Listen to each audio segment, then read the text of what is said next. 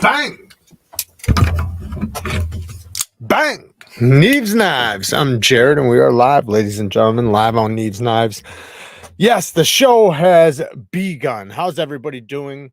We're gonna get into some of these topics as soon as people start crowding in here. Give them a couple minutes while we sit here and talk about what we're carrying today. What's in everybody's pockets today? I am carrying the TRM Shadow. I absolutely love this knife. It took such a wicked sharp edge, and it's been holding it like incredibly well. I started with four edges I think I've had on this thing now. So I started with a toothy, then I went to a polished, and then I went back to a toothy, and then I went back to a polish, and both seem to do very well. Polished edges seem to do really good on their 20 CV. So I think they do a pretty good job with it, which I've been saying that since the first time I sharpened it. Are we spine whacking tonight? We might be spine whacking. We just might be. Hell yeah, Quentin says. Hell yeah. What's up, Alice? Lunar, Chris, Severe, the Fuller. So Texas Blade Show. I'm not 1,000,000% yet, but I'm like 98% possibly going to go. I actually I was on the phone with Tactile, and we had a great conversation. Me and Mike over at Tactile, and I'm probably gonna go to the show in Texas. We've technically already got our hotel. We can cancel it if we have to. So, and then go there and film the Tactile shop. They asked us if we wanted to do that, and that's amazing. So, absolutely, we want to do that. Are we going to be able to do that? We're going to see. As of right now, it seems like it's a yes, but I'm still kind of in the fence trying to put some things together to make sure if we're going to be able to or not. But those of you that are in the Texas area or going to the Texas show, you know, it'd be awesome to meet up with you. Jared, did you see the Max Ace Titanus? I don't think I did. When did you send it to me? I thought I just checked Instagram just like an hour ago. Maybe I missed yours. What's up? I cannot find any of my jewels. Do you have an extra one? I do not. I'm like completely out. Sorry, baby.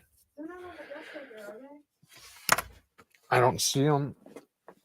Sorry, guys. No. I've lost hope, Jared. I enjoyed the rant. Thank you. And I'm gonna touch on a few things there on the rant, because I just want to be clear. I didn't mention companies' names because I think I want them all to watch. I want them all to listen. I want them all to hear the cries and the screams and to understand that it's coming from a good place. And every company can always do better, but there are many companies that I was absolutely not talking about. Like not even a little bit, like not even considering, because they're already doing such a good job. It's hard to ask them to do more. Now, granted, there might be little nitpicks here and there, but it's not to the point to where I'm like, fuck, man, I don't even want to buy this shit. Right? It's not to that extent, right? So, like Spyderco, I think Spyderco is doing such a great job with their heat treats. It's difficult for me to even bitch about anything they do. Do I think they could come out with more designs? Yeah, of course I do. Of course I'd love to, especially with their damn good heat treats. I'd love to see more knife designs from them because they do such great work. But I can't really complain about them. Do they have some wonky sharpening? Yeah, but their sharpening always comes out. They always have incredibly sharp edges. That's one thing. Even if they are a little wavy and stuff, they're incredibly sharp. And I always resharpen them anyways, just because, you know, I like to put my own edges on stuff. So I really won't even complain about that. So I think that they're doing a really good job. Like I said, the only thing I could say is that I wish they'd come out with more designs. As far as Benchmade goes, can't really complain too much about Benchmade aside from the prices being absolutely outrageous. Like that's the only thing I can really complain about.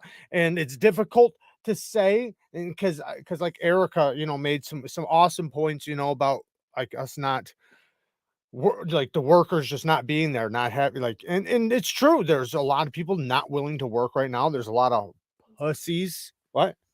I just wanted to say that I have thoughts about this and things to say. And they're important and valued by Jared. He agrees with me. We agree with each other. Why are you not on camera? Why are you in the background hiding right now?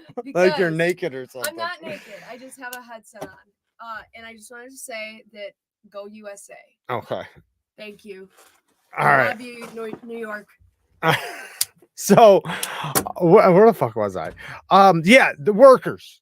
I do think that the next generation is soft and doesn't want to work as hard as other generations. But hey, whose fault is that?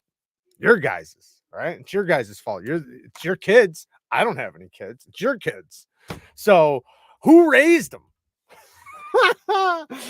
But anyways, no, I agree that like people are not wanting to put in as much work as they used to and are wanting more money, yada yada yada. But I think there's a lot of people though. There's a lot of people, and there's always people willing to work. There's always people needing jobs. So I don't know how good of an argument that is, but regardless, the point is though, is that like with Benchmade, yes, I think they're overpriced. And especially when you go and you look at companies like Tactile, for an example, right? Look at their prices for titanium with a smaller company with titanium and MagnaCut, right? Like how are they able to do the prices so good compared to a knife in FRN and S30V or G10 and whatever? Anyways, I think the prices could be better, but all in all, though, like I still am willing to support them, right? I'm still willing to support them. Of course, I have criticisms. Companies like Microtech knocked it out of the park this year. They came out with the new RAM lock, right? I think that's amazing. Great work. Do I have criticisms for them? Yeah, absolutely. They could do better on their heat treats. I wish they would up their HRC on some of their steels. But all in all, as a company, I'll buy their products, like their knives, like these two new designs that are coming. I absolutely want to buy them. So, I can't really criticize that. Companies that I am talking about, right? Companies that I am talking, because there's a lot that I'm not talking. Hogue, I'm not talking about Hogue. Hogue does a fucking great job. Their prices are incredible. They're probably the best. If you really consider price versus what you're getting, like Spyderco's the best, but then probably Hogue really close. TRM, I'm not talking about them. They're doing a bang up job. Tactile, not talking about them. They're doing a bang up job. Companies like, and I hate to just sit here and name drop, but I think it's important. I do think it's important, and all of us know it's not like it's a conspiracy. And like I said, when I was talking, about the USA companies using the community to their advantage, they should. I don't know. I don't understand why they're not, like, to the best of their ability. Like, it's not like it costs them more or anything. They can actually use them in many, many ways. And, I think they should be taking advantage of it like the overseas companies are doing. You see what they're doing, right? But I'm going to get to this donation, and then I'm going to talk about the companies I am talking about. Dukes of Hazzard with the 5 bones. Thank you, man. I do appreciate the donation as always. Tactile's Dread Eye Fixie with 63 to 65 HRC coming soon. Absolutely, at $200, right? They also have a new knife coming with a crossbar lock. Excuse me. Okay, so companies I am talking about. And listen, I want to make this clear. I'm not trying to dog them out, drag them, talk shit. I'm trying to say it because I would love to help in any way possible. I would love for them to do better. And, and I want to spend money with these companies. I really do. It's just difficult with how poorly they're doing it. So just an example really quick. Whoa, we got some donations. 5 bones from Piper. Thank you for the 5 bones, man. Then Oregon Knife Guy coming in hot with 10 bones. If you didn't ship the patron knives yet, will you check your email? Yes, we'll check it because we're shipping Monday. I made a small typo on my zip code. Okay, no problem, no problem. Kara, Oregon Knife Guy made a mistake on his zip code, so double check that. Okay, she's got it. She's got it. Okay, so yes. One for an example. Look what happened with M3 Tactical, right? Look at what happened with that, right? Another example. Look at what happened with Hinder and Brian. I mean, come on. Like, what the fuck? Schrade tried to make some stuff in the USA. I applaud them for doing it. I hope they continue, and I hope that this bitching does not make them go back overseas. But I could go crazy criticizing this. 1, why is there button screws? I can't even get it in my pocket. 2, look at the blade to handle ratio. 3, why is it 38 thousandths behind the edge before I've ever sharpened it? Why did it come with a chip tip? You probably can't see it. Why is the plunge grind hitting the edge? Little things like that. And then you want to charge 200. I think it started out like $250 or $200 or something like that. I think you can find them for like 150 or something like that. But it's like, it's steel and S35.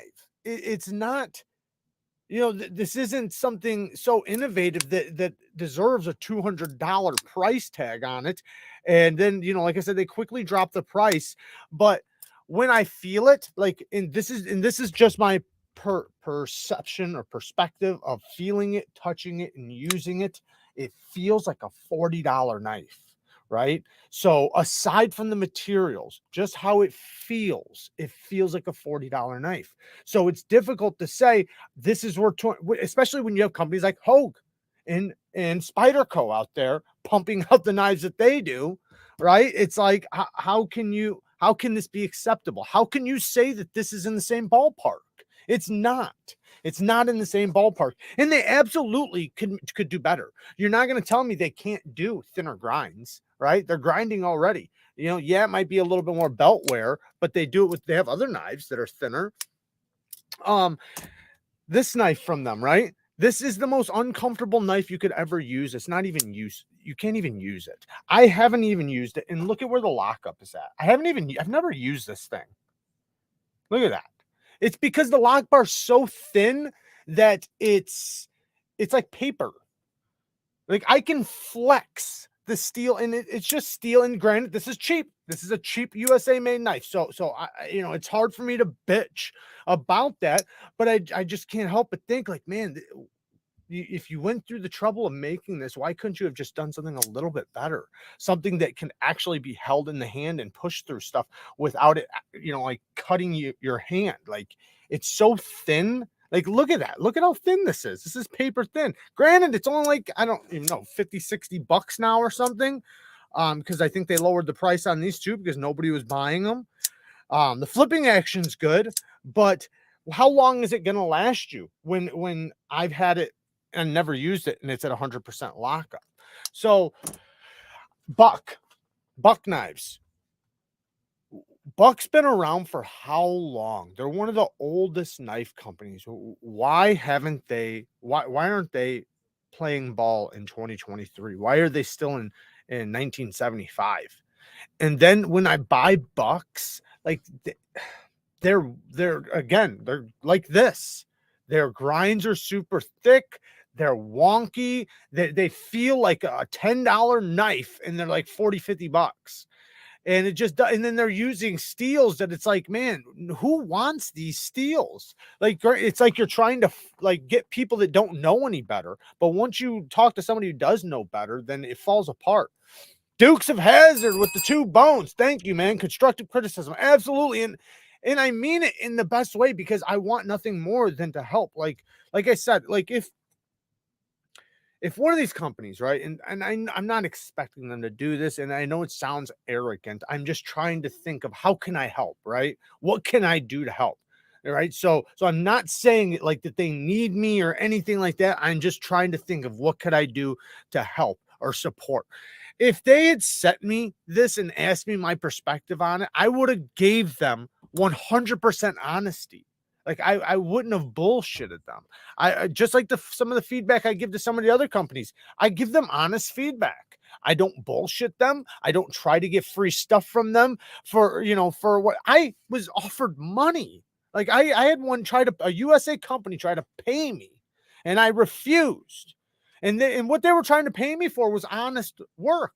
But I said, no, I said, I can't accept money because then that's a conflict of interest. Now it's like I'm in bed with you, right? I can't do that, even if it's something innocent. But what I can do is help support them by showing their stuff on the channel, by showing you guys, by testing it, especially if it tests good, right? Like think about if the test comes out good and I'm excited about it, right? Well, of course it's going to sell. Of course it's going to sell more because I'm going to be honest about it. So if I'm screaming about it and it's badass and it's doing really good and the edge retention's good and it sharpens good and it's not dog shit heat treat and it functions like a good tool and cuts properly, well, then people are going to want to support it. But when it's difficult to find something good, to find something positive about on a knife, other companies, you know, the case knives, right? What is the Manila, whatever the hell the name of that thing is. That thing is, I hate to say it, but man, I know they were happy about it and I know they were proud of it, but I mean, I tested one and it was absolute crap to me. Like people that have them, if you like them, cool. But to me, that was like, like I said, there's $20 knives that are better.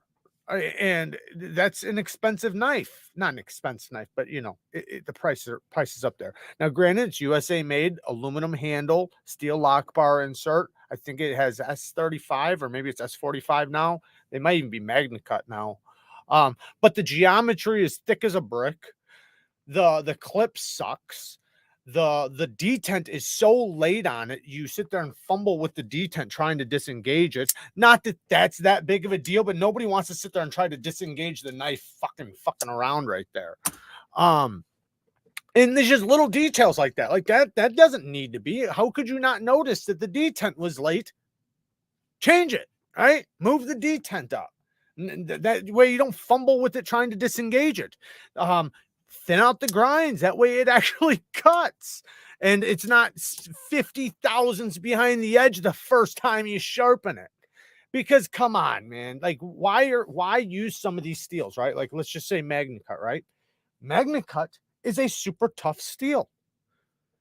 Why would you want the blade geometry? Like I understand thick geometry if you're worried about breaking the blade because during hard use, but that's why the steel is the steel you're using. You're using a tough steel.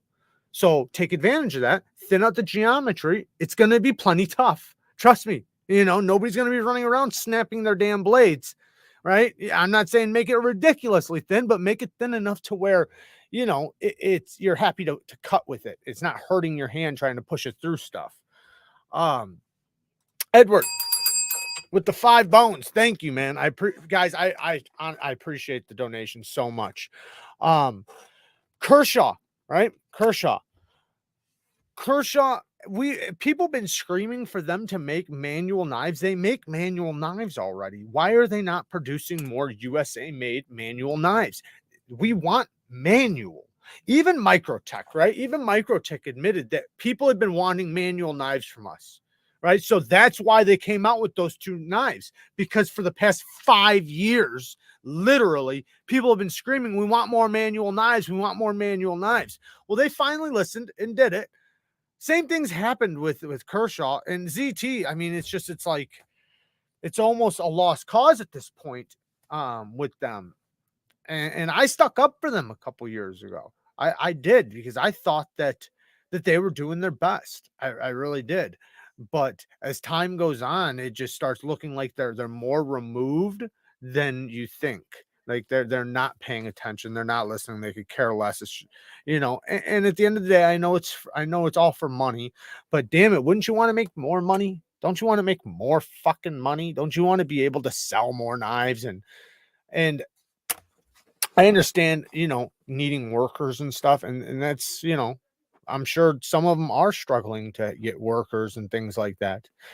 But that doesn't stop you from doing the work you're doing, doing it well, right? Like I couldn't go onto a job site, right, and mow your lawn or or whatever, like build you a wall, right? Build you a wall and it's not level. And then I say, well, I only charged you $200. It's like, no, the fucking wall's supposed to be level no matter how much. If you charge me $10, like, so I don't know. I think some of the problems are because, and this is where I'm saying that this is why they need to be more involved, is because I think they're very removed. I think if you ask them what the community wants or what people want from them, I don't think they know. I really don't. I think that they are very removed from it, and I think that they're not paying, and not all of them. Some of them are paying great attention.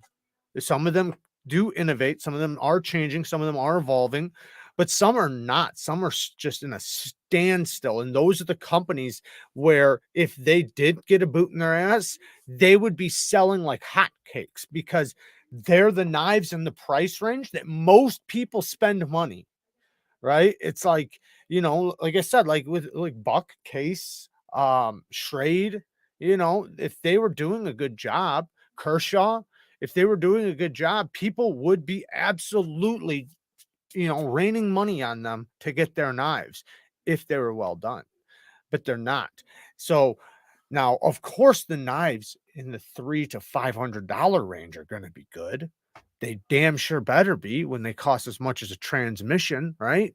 But knives in the $50 to $150 range, you shouldn't have to spend over $100 to get it's a knife. It's still a knife. Like I understand like what it takes. And I know, it probably costs a little bit more than some people think, but it also probably costs a lot less than other people's think to make a knife, especially on an assembly line with, a lot of workers and shit. Especially some of the knives we see, anyways, I just wanted to make that clear that there's a lot of companies I'm not talking about. Of course, I think that they can always do better. And of course, I'm still talking to them when I say that I 100% in here. I'm here. I'm here to help. I'm here to support. I'm here to spend money with you. I'm here to help show off your stuff. I'm here to give you feedback, honest feedback. But you had to take advantage of it. You got to use it. If you won't even answer your damn emails to me, then George, thank you for the 10 bones. Don't shout me. Sorry, buddy. Thank you for the 10 bones. I appreciate it. Dean with the 5 bones. U.S. companies have been bailed out for decades under the guise of patriotic buyers. It's nice to see people are finally seeing through the curtain.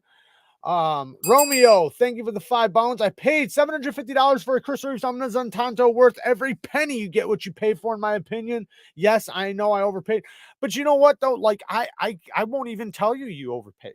I think Chris Reeves knives are amazing. I think they're worth it. I really do. I'm not gonna downplay anything they do. I think they work hard. I think they're doing some of the best work in America. So how can I bitch about that, right? They're doing their best. They really are. Look at how they're going to do their Magna Cut, right? They're going to probably be doing it better than any other company. So right out the gate, I got to applaud that. But some companies just they could just, and there's just so much that they could do. Like I can't imagine being a USA company right now and not taking advantage of the 35, if just a guess, channels out there, right? Or some of the bigger channels just like to talk to, right? Like get feedback. Honest feedback. Don't even got to send nothing, just honest feedback, or possibly to repost things, right? Just like little things, because all that stuff matters, all that stuff counts.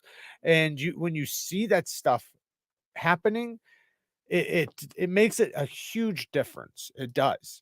But when you see them not responding and ignoring and telling you things like did you guys see that video with Boker talking about fucking grivery handles? Grivery handles being a new thing? Since when is grivery new? It's FRN, GFN. That's not new. We've had that for 20 years. It's on the budget of the budget. Actually, it's not even on like overseas budget knives because they use G10, but it's on all the USA budget knives. Like Griver's been around, but they were talking about it as if it was so innovative. It's fucking plastic.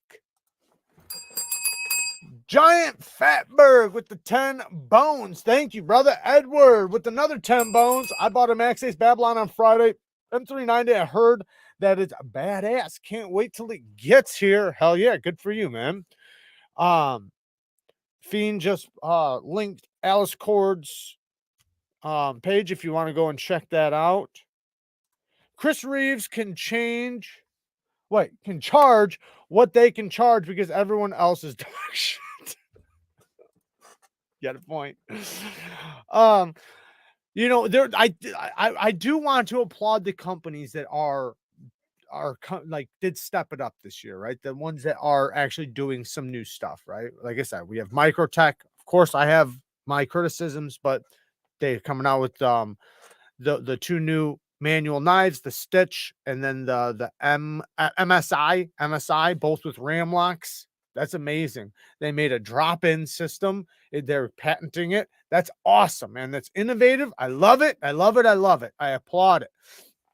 And I've wanted, like I said, everybody's been screaming for manual knives from them. So it's awesome that they're catching up. Is it late? Of course it is, but that's okay. Better late than never, right? Better late than never. Sometimes it is better never than too late, though. Like coming out with D2 knives in 2023, that's too little too late, and it's not like there's not steels that are easier to grind, and just as affordable, right? 14C28N, 154CM, they're not that much more money than D2, and they're easier to grind. So they're going to go through less belts. So there's, granted, I think D2 is a little bit more affordable, but still. Emler was going in last night on Benchmade over the S90V Osborne. So the only really complaint I can give with a Benchmade is I think the prices are just creeping up there a little too high. And maybe they need to make money from the past year or something. Maybe because Erica made that comment that maybe they took a loss last year and now they're trying to recoup some funds so that they get back in the groove. Maybe I don't know. But at least they're putting out decent knives. They have a great warranty. So there's a lot of good there. Granted they are overpriced, but there's still a lot of good there. They're still USA made. They have a great warranty. They do have great action, great lockup for the most part. Granted, every company's going to have, ups and downs in little places, but they fix it if they have an issue or if you have an issue. But yes, they are overpriced, very much so. Especially when you look at other USA companies that are smaller and more affordable. Like, that's a little crazy. Like, how is this company smaller and doing better materials for less money than you with a bigger company? Granted, maybe their overhead's a little bit more. I don't know. But the things that I'm criticizing is doable by every metric. There's no arguments. Like you can't argue that they can't, that it's not possible. It's not possible for them to put flat screws instead of button screws. It's not possible for them to inset the clip instead of just screwing it right on the top. It's not possible for them to grind this a little bit thinner. It's not possible for them to actually add a sharpening choil. It's not possible for them to make the blade length to fit the fucking handle, right? So and it's not just them. So I'm not like, I hate to just single them out. It's just, that's an example I have right here. But I've tried a lot of knives that I didn't buy because of those reasons, or I did buy and then they're gone. I've given them away because, not that I want to give crap knives away, but it's just, I knew I wasn't never going to throw them on the channel again, unless if it was the dog on them. But yeah, I don't want to continue to drag them. I want to end it with saying that I want nothing more than for all the USA companies to continue with great business and striving to be better and to do better always, just like we all should. Everybody in here should do the same thing. And I support them 100%. They have my money no matter what.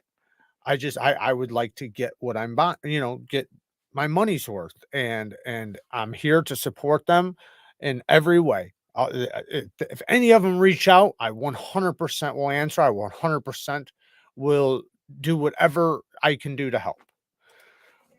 George with the 5 bones. Yeah,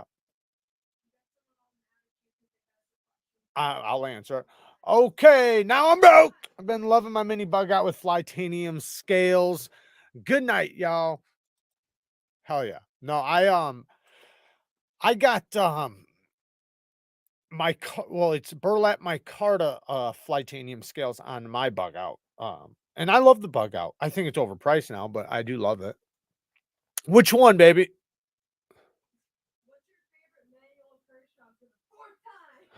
The Kershaw bare knuckle, but I think they discontinued it.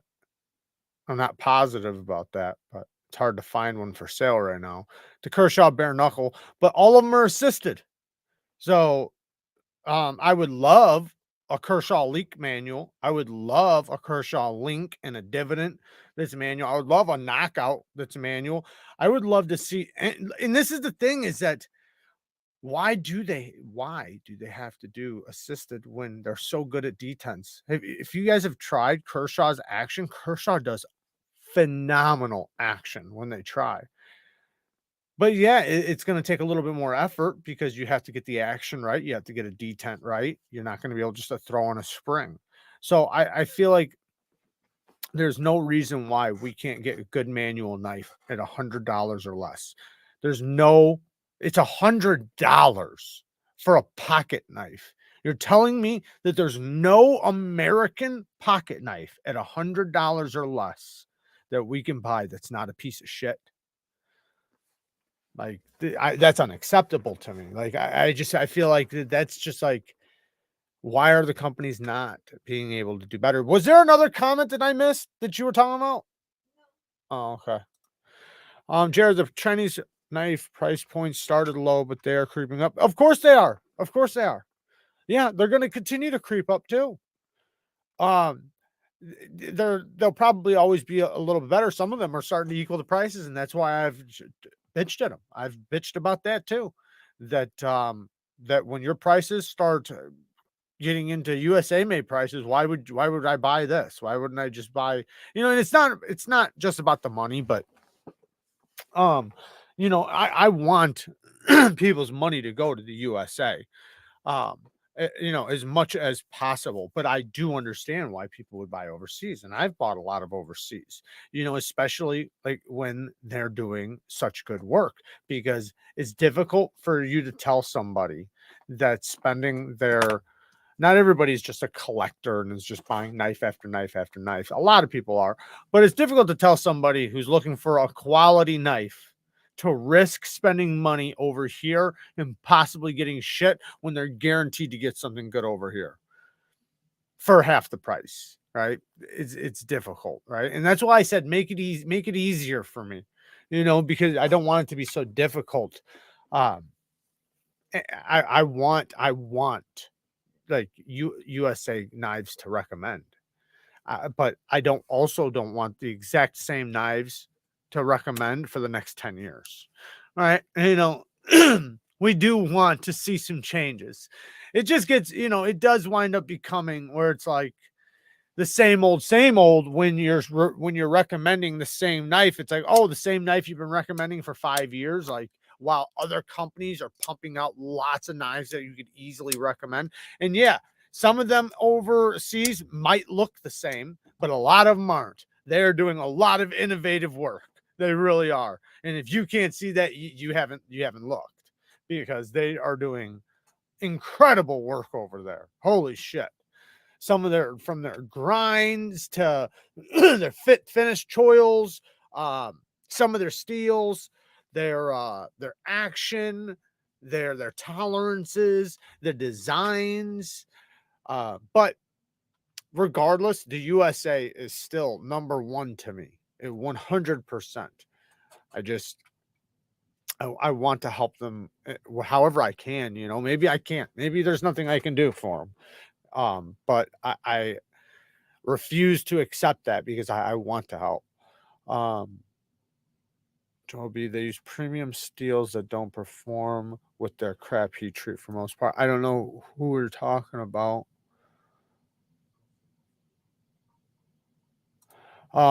Chinese companies are doing it right. They're selling premium steels at budget prices. Yeah, but a lot of those, the heat treat's not that good. There's some companies doing a good job, so it depends on what company you're talking about. So they're doing a good job with their budget steels, but as far as the premium steels go, like 20 CV M390, most of them are not doing a good job with it. But that goes for all companies, USA included, aside from Spyderco and like TRM, companies like that.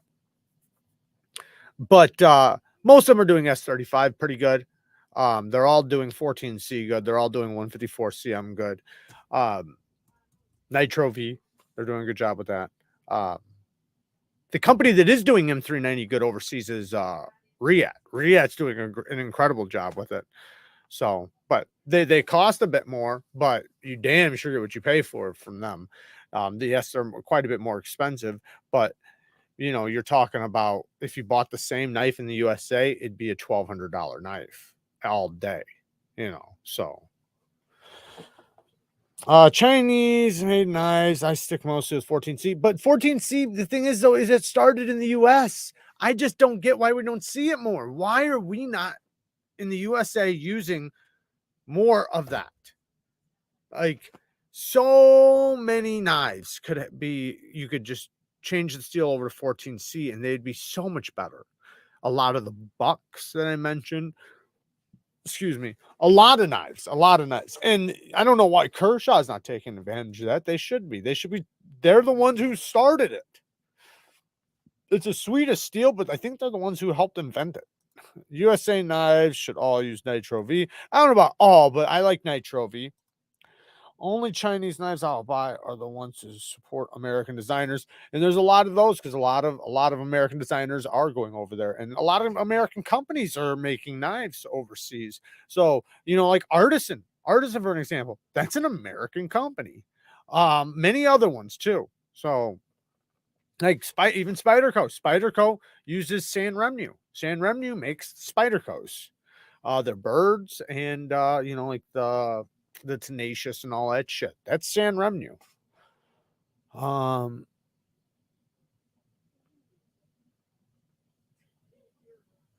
Hell, changing to just a proper 440C would help immensely. Buck does do 440C properly. I think the problem is that they've just outdone it. It's too old of a steel.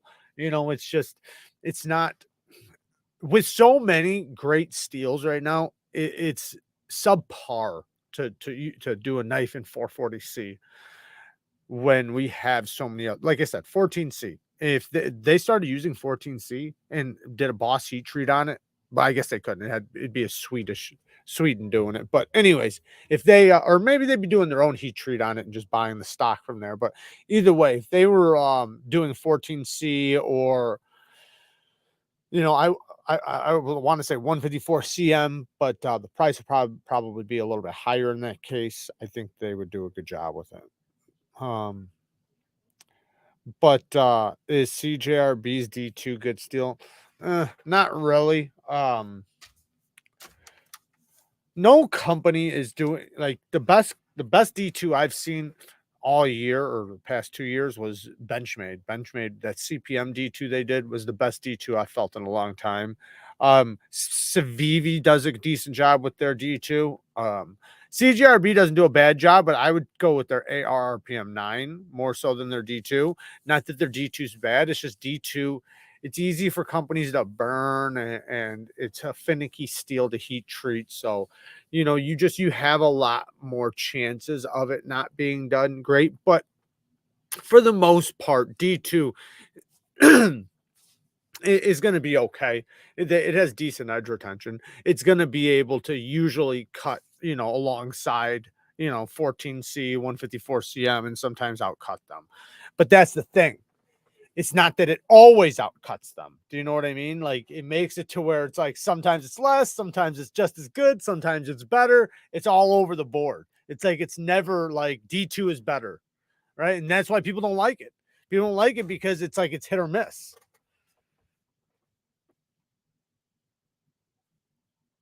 But like I said, Benchmade though did a hell of a job with it. Like, I was surprised how good it was. Like, it was damn good.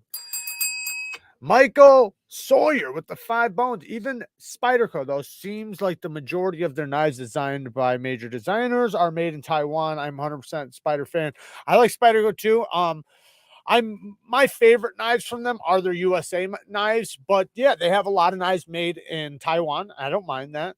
Don't mind that one bit. I support that 100%. So, more power to them. I love when they do their USA line, and their Taiwan line. But yeah, I think they're doing a very, very good job on their heat treats. And yeah, it's amazing what they actually do with all their steels that they produce, and like some amazing steels, and then to heat treat it so well. Like, when I sharpen, man, I get excited when I sharpen Spydercos, because damn it, do they take a nasty good edge.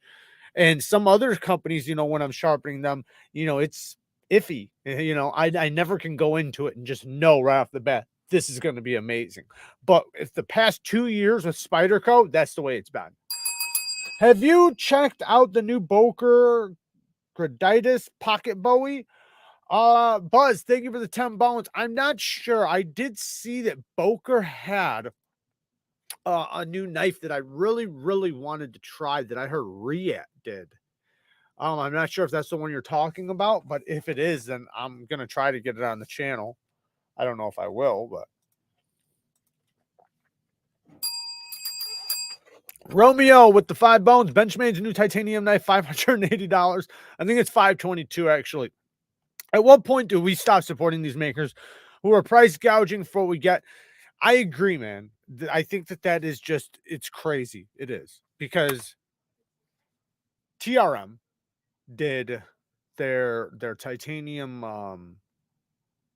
Atom for $375. The titanium Holy Nerd that I bought was like $325, right? So look at Tactile, right? So when you see them flat slabs of titanium, flat slabs, right? It's like, why is this $522? Like, what is so special about it? It's a frame lock in titanium with flat slabs. Like, I understand it's titanium. I understand that, and I understand that it's going to be costly. But damn it, like, that just seems outrageous. And but maybe they need to maybe they got a debt to pay, man. You guys ever think of that? Maybe they got some fucking outstanding debts in Vegas or something. They got to pay off Tony. Thoughts on Benchmade's crazy high prices on new knives? There you go. They got debts to pay. The Boca Premium Barlow Urban Trapper. Yeah, I think that's the one I'm talking about, with the black bolster. The black blade is done by Rat. Yes, that thing looks fire. I agree. That thing looks badass. I'm hoping to try that. I love their stuff and 100% don't care where they are from. I just found it interesting that most of their high-end collaborations are from Taiwan. Yeah, Yeah, they do some collaborations here, but yeah, usually when they do collaborations, they do it there. And I think it's because they can do it a little bit more affordably. And of course, you know, like when they have to pay a designer, that you know, that's you know, that makes it to where now the designer has to make money. And it's probably just easier and cheaper for them to do it over there. They're probably a little faster on CAD. They're probably a little bit faster on programming the CNC machines or whatever they're doing than we can do in America. So sending it over there, they probably can do it in a better time limit. They can probably do it for a more affordable price with just as good a quality. So, and I'm not mad at it. Spanky with the 5 bones. I'm cleaning my Neutron right now. I wouldn't pay that much for the butterfly. The Neutron, man, that's a good one too. Like I said, right now I got the shadow in my pocket. I wish I had the titanium one, but I'm okay. I absolutely love this knife. And I think they're doing a damn good job with their heat treats. I really do. I think you know, one of the few that are doing an incredible job. Trying to catch up overnight from the pandemic. Yeah, they might be trying to catch up from the, I'm sure they are to some extent, but I mean, I don't know. You know, I can't speak to what they did and the regulations and everything else. I don't know what they did in their shops, but you know, maybe there was some laws in some places, but if it was me, I don't know. I wouldn't have slowed down for shit.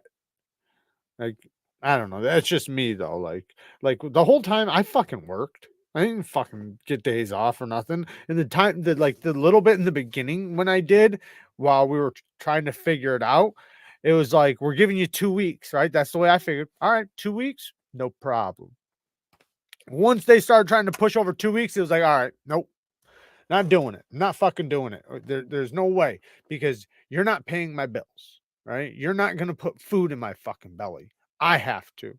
So to tell me to not work is go fuck yourself.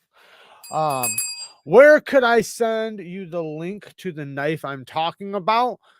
You can send it to Instagram. Hey, mom. Hey, sweetheart, how are you doing? I'm doing great. I'm doing wonderful.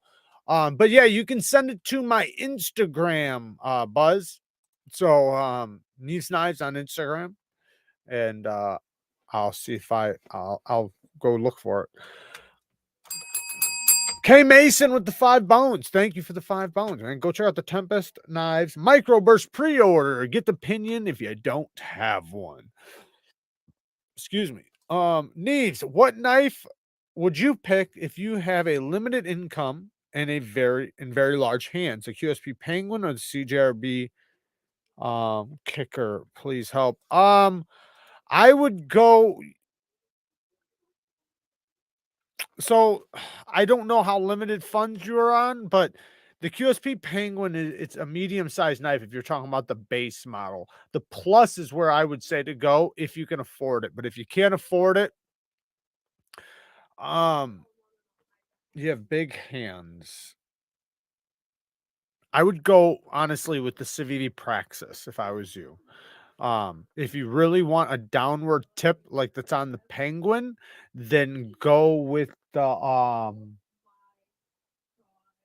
the fuck is it called? I can't think of the name of it. But go with the Civivi Praxis. That's a damn good knife. Damn good work knife. And it's affordable. 43, 45 bucks. Can't go wrong with it. If you're on a tight budget like that. But if you're not on a tight budget, I would recommend to go USA and get a Spyderco Manix or a pair of 3, something like that. Or a Hogue. Hogue does an incredible job.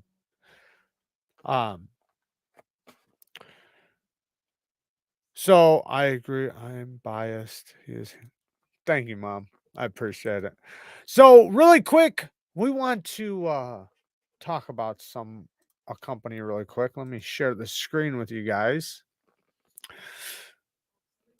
Shout out to knafsale.com. Go and if you need to sell or buy any knives, definitely go and check them out. So you guys have heard me scream about these guys already. I don't think I need to do the sales pitch. they're doing a great job over there. It makes it super easy. So if you want to sell a knife, you can do it risk-free. You don't have to pay any money until it sells, and both you and the buyer are protected. So if any problems happen, knafsale takes the fault. So you can't lose, right? So they it's you get 92.5% of the sale. So you're paying less than 10%. You're paying like 7% to use their service. They also have knives for sale. They're also now an official dealer of Urban EDC, so you can get Urban EDC knives there. You can go right to their site to buy knives that might cost you a lot more if you buy them brand new. And if you look on the site, a lot of times they'll say new in box. They'll say if they've cut something or if they haven't, or if it's been disassembled, or if it's just been in a box in a closet. They'll usually tell you that stuff. So you can read about the knives, and yeah, definitely check them out. At the very least, it's good to have in the back of your head, because one of these days everybody's going to sell a knife, right? At least from the community. So it's good to know. I have them linked down in the description. So if you want to just go and check them out, hit the link. It's at the top of the description. knafsale.com. I should have did the movie voice. I should have did it.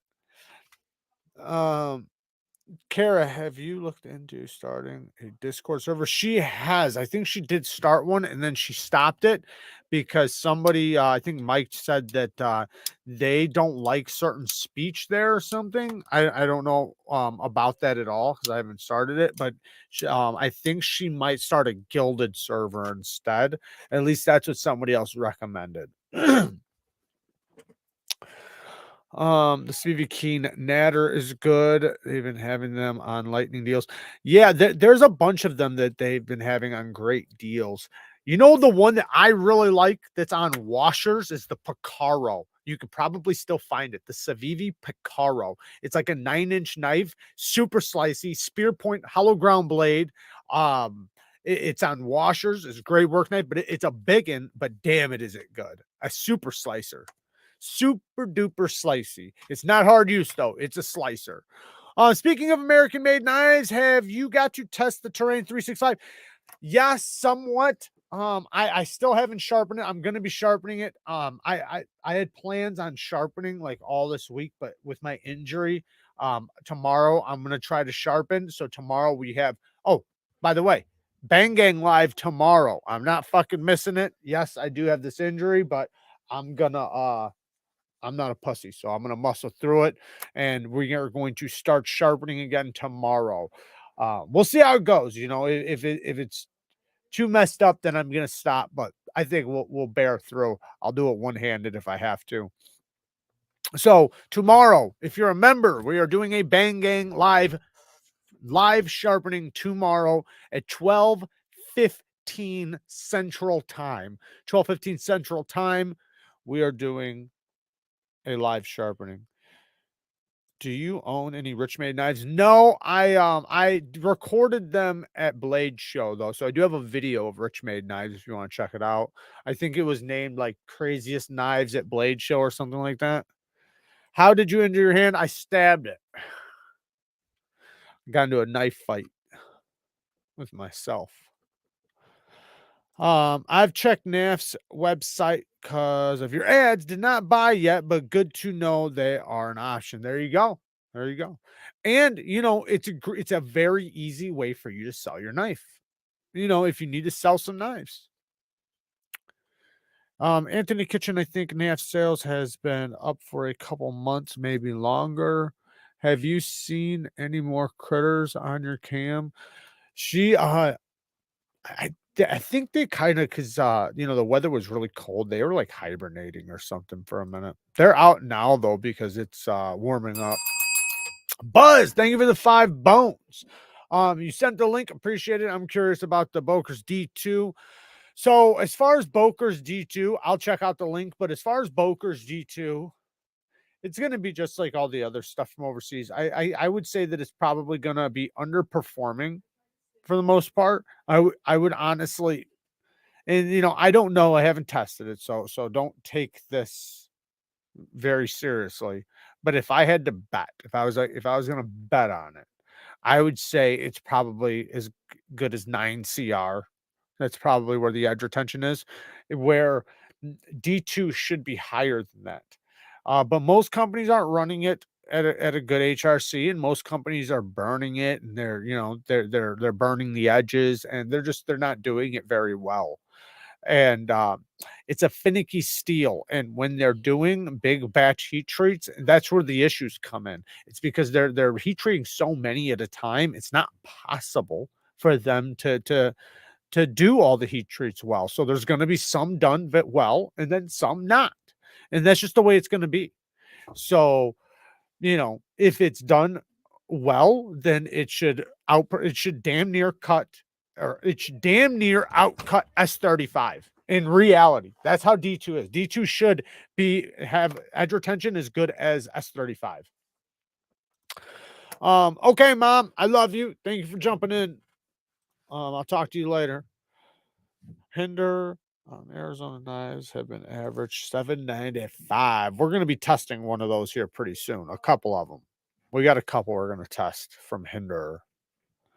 Piranha Knives makes some. I have never tried Piranha Knives. That's a company I have not tried yet. Hopefully this year, you guys know, I hope you guys do know this. One reason why I was and it's not that this was the reason, but like I said, there was a multitude of things that kind of turned into why I was getting so upset. I tried as hard as possible to get as much USA made knives and stuff on the channel as possible, not just knives, wallets, belts, boots, anything, right? Even to the extent of it was, I'm willing to buy it, right? Contact the company, like, hey, how can I get this on the channel, right?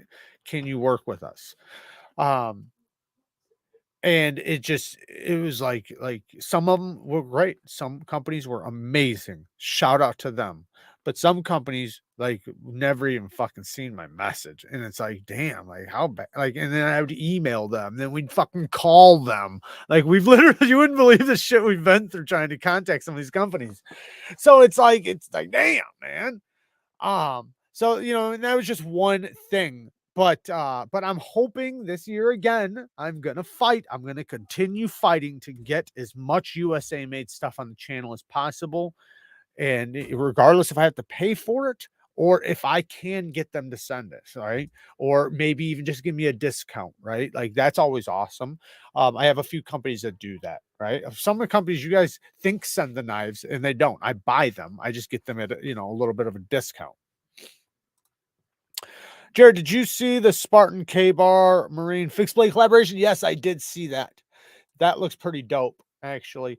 I was curious though, if that is a stick tang, because he said that the tang goes to the butt when I heard him talking about it.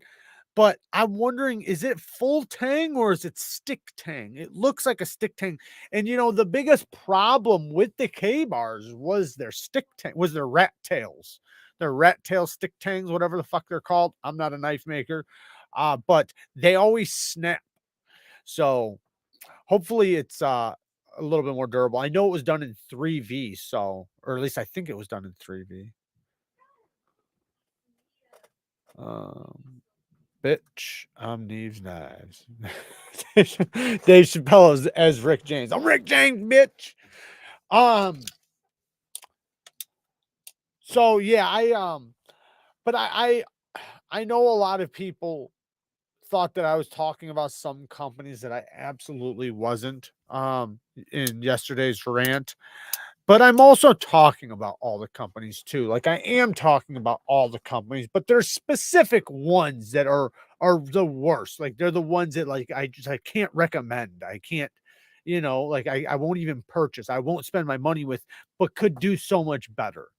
But then there's companies that I still do recommend and I still would spend my money with that can also do things better, right?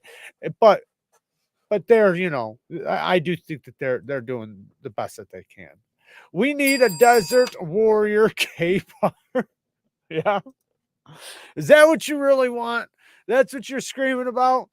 That's what the uproar's about. We just want a Desert Warrior K-bar, for crying out. Is that too much to ask for? Jared, don't let this get to your head, but you're badass sometimes. Thank you. It went straight to my head, by the way. All the way. Dave Chappelle is a comedy legend. Chappelle Show was a staple of my childhood. Absolutely. Yeah, he's awesome. If you're just cutting boxes, buy a $5 gas station knife. Probably work as good as anything. Well, that's not true, Joel. Actually, I don't recommend that. So the worst knives to buy are $5 gas station knives because they're not even heat treated half the time. And the ones that are, they're like 56 HRC or something. Like they are absolute garbage. You cannot resharpen them. I would say just up yourself $25 and buy, a cheap knife. If you're not looking to spend no money and you are tight, right? And then listen, I understand. I've been there, man. I've been there where I fucking I needed a knife. Like I need a knife, but I do not have extra money. So I understand being there. And in that case, buy a $25 knife from a reputable company that does decent steels with a good heat treat, and you can resharpen it over and over and over and over and over, and it will reliably sharpen. It will take a good edge. Yeah. So, and it'll last you. The lockup's not going to be 100% in a week from you doing nothing to it.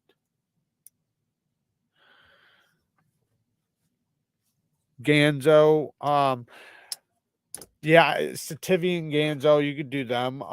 Sencut, Savivi, CJRB. But like I said, I always recommend USA first. Like I want people to spend their money in the USA. I do. But I also understand not being able to afford it. I'm not going to recommend you a knife that I think is garbage from the USA just to buy USA. I won't do that. Like that wouldn't be right. So the knives that I would recommend you buy, you're going to have the money for. If you don't have the money for those knives, then I recommend different knives. Do not buy gas station knives. Pot metal is worthless. Right. It won't even cut. Like you'll cut one box and it'll be dull, and then you can't sharpen it because the garbage heat treat. People ask me, what is the hardest steel I've ever sharpened? And it is absolutely gas station knife steel. Do you like the Spyderco Gale Bradley 2? I love the Gale Bradley 2. I hate the lock bar access. So they shit the bed on the lock bar access, and I wish it had a detent.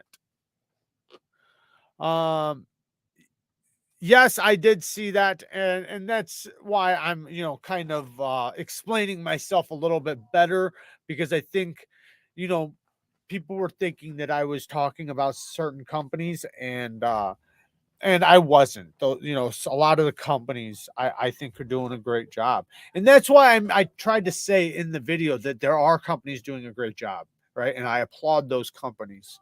I wasn't trying to single out any one company in the video because I want them all to do better. But I was, I guess, hoping that they would, I guess, listen to it and take it seriously, but. I should have known that people are going to think that I'm talking about certain companies when I'm not. I should, and yeah, I should have known better. What am I carrying? I have the TRM Shadow right now. USA made, 20 CV. I got a mirror polished edge on there. Wicked sharp. Very, very sharp. Let's test this edge really quick.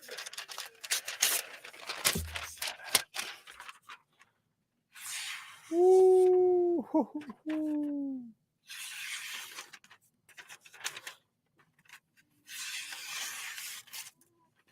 Damn, son.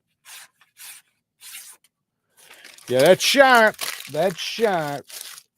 I love this knife, man. Love it. The geometry. Look at that blade. Look at how thin that blade is.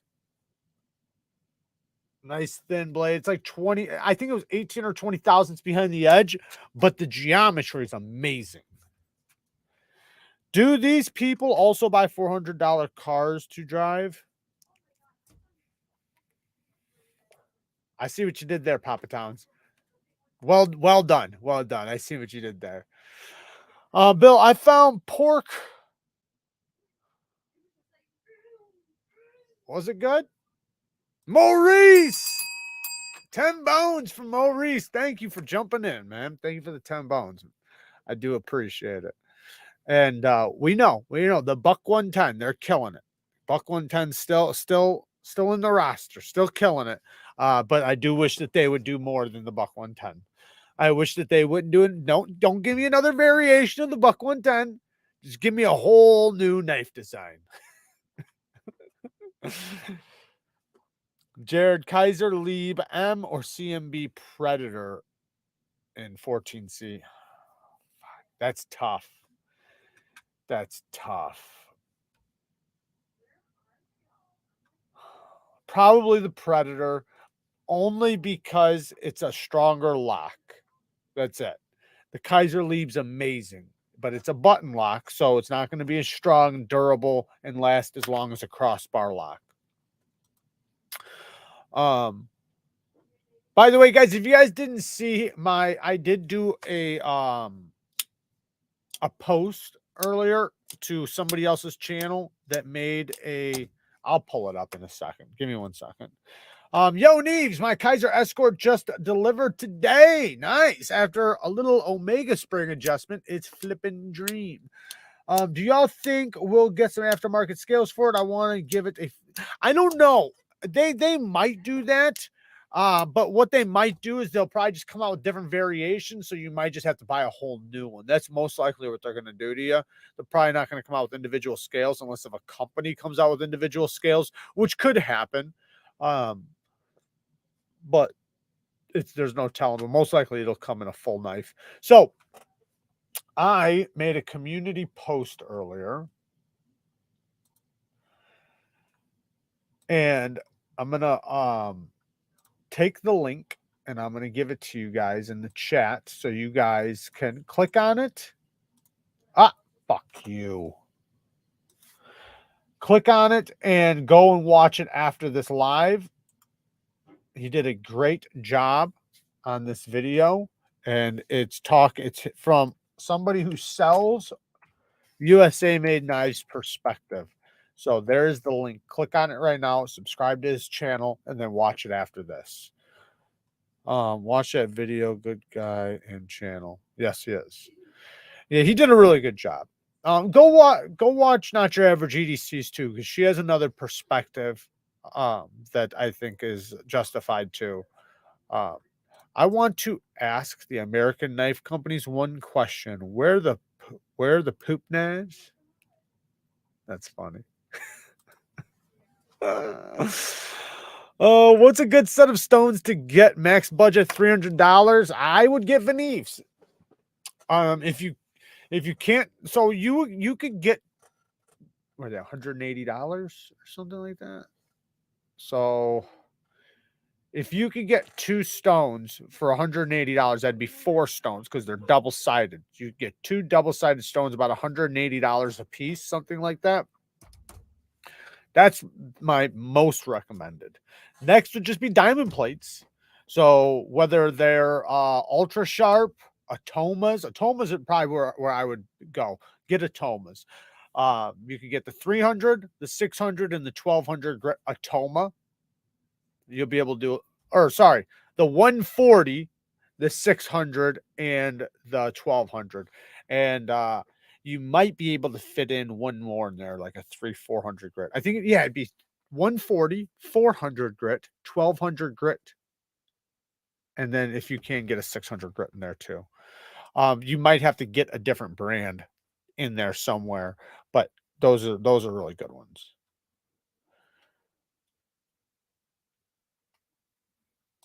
This subject smacked me in the face today. Good job. Definitely go and watch it. I'm glad it smacked you. I'm hoping it smacked a lot of people. I'm hoping some companies seen it. Because as of right now, not one has reached out to me. Not one. And I'm not saying that I expect them to do that, but it would be, I would, it would give me, I don't know, a smile, right? Like if one of them reached out and said, "Hey man, I just want you to know I seen your video, and just know that these are the reasons why we're doing this and this, or why we're not able to do this, or this is our perspective, right? Or if you do think there's anything that we could do better, let us know, and we'll do our best." Um, something, anything, even if they just told me, "Go fuck yourself. You don't know what you're talking about. You're a punk ass kid." And I don't care like that. I'd be happy with that, to be honestly. The Buck 110 is the AK of the knife world. Old as shit, works well, has new models that are just small updates to the same old design. That's true. That's true. Yes, there is not your average EDC video on USA Knives, dogging on Neevesknives. Maurice, my constipation knows no circumstance. Oh, I'm not reading that. I'm not reading it. When is someone going to make S90V replacement blade for the Boker Mermaid flipper pocket knife? I don't know, man. When are they doing that? I heard somewhere that a guy's button lock failed on his Baglighter XL. Can't remember where I heard it though. So I tested my XL. My XL did not fail, but I got to work on mine. I think one of mine did, and then the other one did not, or maybe I don't remember. I tested so many of the button locks. About 50% failed. Which stones did he recommend? I was subbing to the link. Venev, Venev. That's my first pick. Okay, so if you go down to my Amazon store, if you go into the links in the description, go to Amazon store, click that. I got everything linked in there. I have Atomas linked in there, ultra sharp stones linked in there, and I believe Venevs are linked in there too. But Venev is the ones I would the most recommend, because they're resin bonded diamond stones. So it's resin with diamonds infused throughout the resins. But if you can't afford to buy those because they are expensive, then go with the Atoma diamond plates. You can get a 4 set, get 4. They sell them in singles, so you can't get a whole set, but you can get them singly. You can get a 140, a 400, a 600, and a 1200. Then after that, you just need a strap. Hey, Zorro, stop castrating my bowels. Instead, impregnate the box of cashews in the dragon's diesel rabbit. Sometimes I think you're on acid when you come here. Get Venev Edge Pro stones if you can't afford the bench stones. Yeah, I'm guessing he's doing bench stones, but yeah, I didn't even consider that. Are you using a system? If you're using a system, yeah, I would change my answer with some of those. Like even with the Venevs, yeah, get the Edge Pro stones. You can get the double-sided ones, but if you're using a system that takes the, what are they called? The one-sided stones with the blank aluminum thing on them. I can't think of what they're called. Then you want to get certain Venevs. But if you're going to go with, but Atomas do have them for the 4-inch and the 6-inch too, so you can go with Atoma still.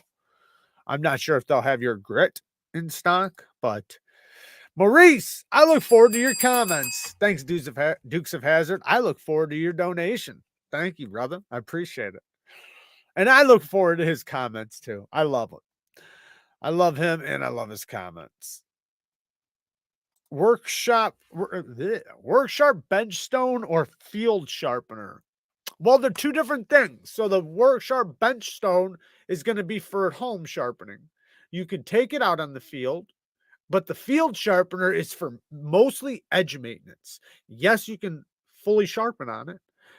But it's not going to be a thing you're going to want to fully knife sharpen on, unless if you're in the field and you have nothing else and you just need to tune up an edge. It's mostly going to be for edge maintenance. So it's going to be like you're in the field, say you're camping, right? And you've been processing wood. Maybe you killed something, you skinned it, and now you need to tune your edge up a little bit, right? You're going to hone it a little bit, maybe give it a pass or two on the stone, hit it on the ceramic, and then strop.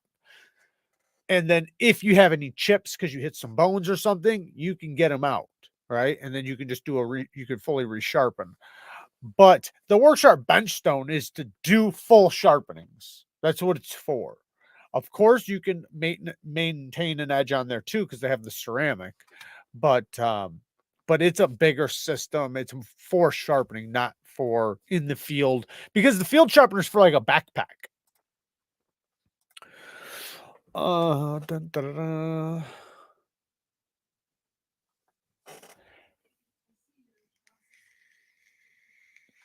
Fiend with the 5 bones. Hats off to the channel memes. Maurice, Canada, 14C, Lexers, Boink, and all not mentioned.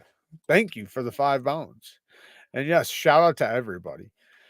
Shout out to all the patron members, and shout out to Maurice with the 5 bones with the buck 110. But do you have a buck 115? Because that's the next buck I would come out with. The buck 115 with the frame block, hollow ground, spear point blade, good access to the lock bar, beautiful sharpening tool and plunge grind, great action, inset clip. Oh, dreams. Never mind the USA knife companies. Have you seen the prices from Russia on veneers? Prices are jumping like crazy from Gritomatic. Yes, they are. That's why they're getting difficult to recommend. So that's why I recommend Atomas more. So get Atoma. You're going to be able to get the same results from an Atoma. Though the thing is that the beautiful thing with the Veneves is that you can go to a polish on diamonds. You can still go to a polish on diamonds, but you're going to have to do it differently. You're going to have to go with a diamond plate up to 1200 grit. Sometimes you can get them up to 2000 grit, but then you're going to have to strop to polish from there, or you're going to have to use a ceramic or an Arkansas or something like that just to refine the polish. You're not taking any steel off or anything like that. You're just refining it to get a polish, then go to stropping to clean it up a little bit more, which you can use diamonds, you can use gunny juice, and then you can get a mirror polished edge. I got a video on how to mirror polish an edge to be sure you have a mirror polish or you're going to get a mirror polish. It's all about progression. You have to progress your way to the final stone, which has to be over 2000 grit. Now you can do that with stropping, but you should sharpen up to 1200 grit to 2000 grit before you start your stropping progression to lead to a mirror polish. I use DMT diafold sharpeners in the field. Yeah, those were great. I used to do the same thing. I actually have one kind of similar, except for instead of being like a butterfly knife, it pops out of a plastic container and then you can pop it back in so it hangs out so you have a handle, but it's the same exact thing. Just got a worksharp field sharpener though. We'll be testing it out when the weather allows. Yeah, you're gonna love it. It's my number one recommended edge maintenance tool. You're going to use it so much because it's good for so many things. You need to even get the serrations sharpener on there. It's just it's such a versatile little tool. Like I said, like even if you have a chip, you can get a chip out on that thing and then do a full sharpening. But like let's say you've just been using the knife all day and it's dull, you can hone it really quick, strop it, and be back to work with a nice sharp edge. Which would you choose, Demco 80/20.5 or the Spyderco Shaman? Personally, the Shaman. Unless if you're gonna do a reblade and new scales from original goat, then I would go with the Shaman. But if I did go with the 20.5, it would be with the reblade. I think Mike Emler should be live tonight. He likes being slappy seconds after Neevesknives. Yes, he does. Yes, he does. What's up, everyone? How's it going? What's up, Jeremiah? The Atomas cost more. I just got 6x1, 140, 400, 600, 1200, almost 300 bucks. But you can get the big stones for like 60 bucks a piece. And what you can do is instead of getting the whole plate, get the replacement sheets, get one stone with the plate, then take with the replacement sheets and slap it on the other side. So you can make a double-sided atoma. You can do it more affordably that way. They're like 60 bucks a plate. So that's the way to do it. And that's for a 3x8 for the big dogs.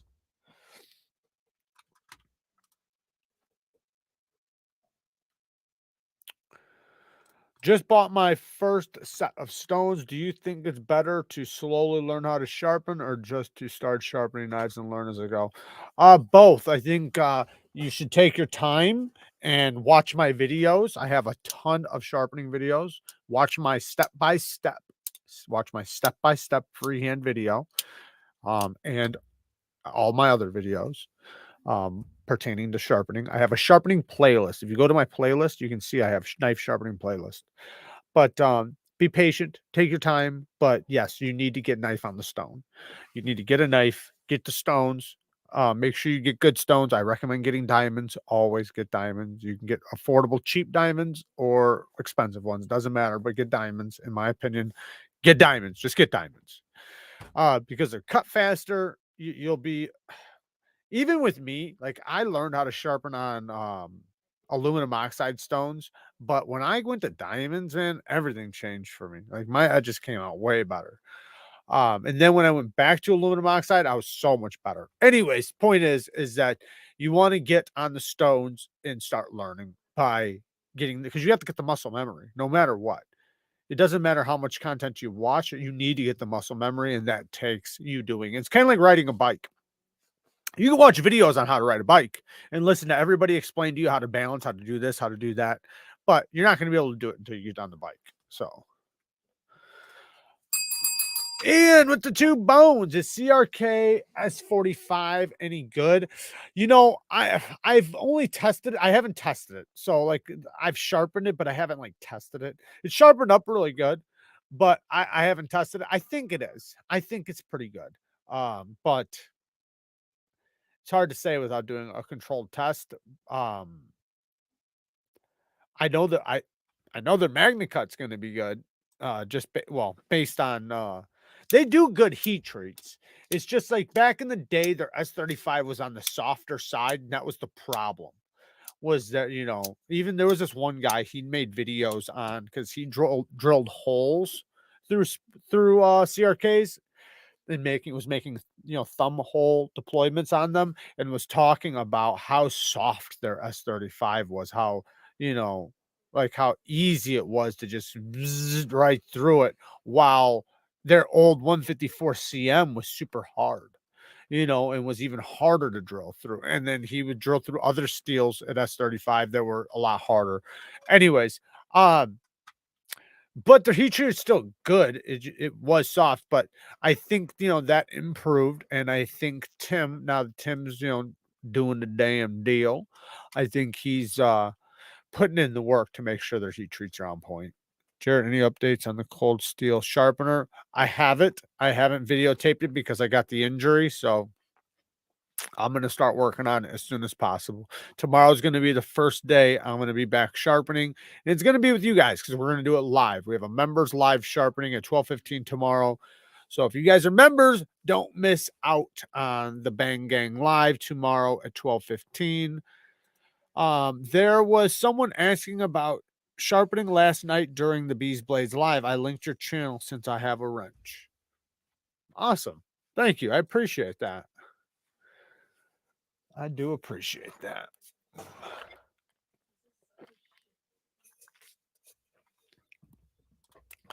Reptilian wants to sharpen something right now. ADCR2, what do you think of it? I don't know. I haven't tried it really. I mean, I think I have 2 knives in it, but they're fucking garbage knives. Just being honest. Absolute shit. Another fucking USA made knife that was fucking absolute dog shit. So I never tested it.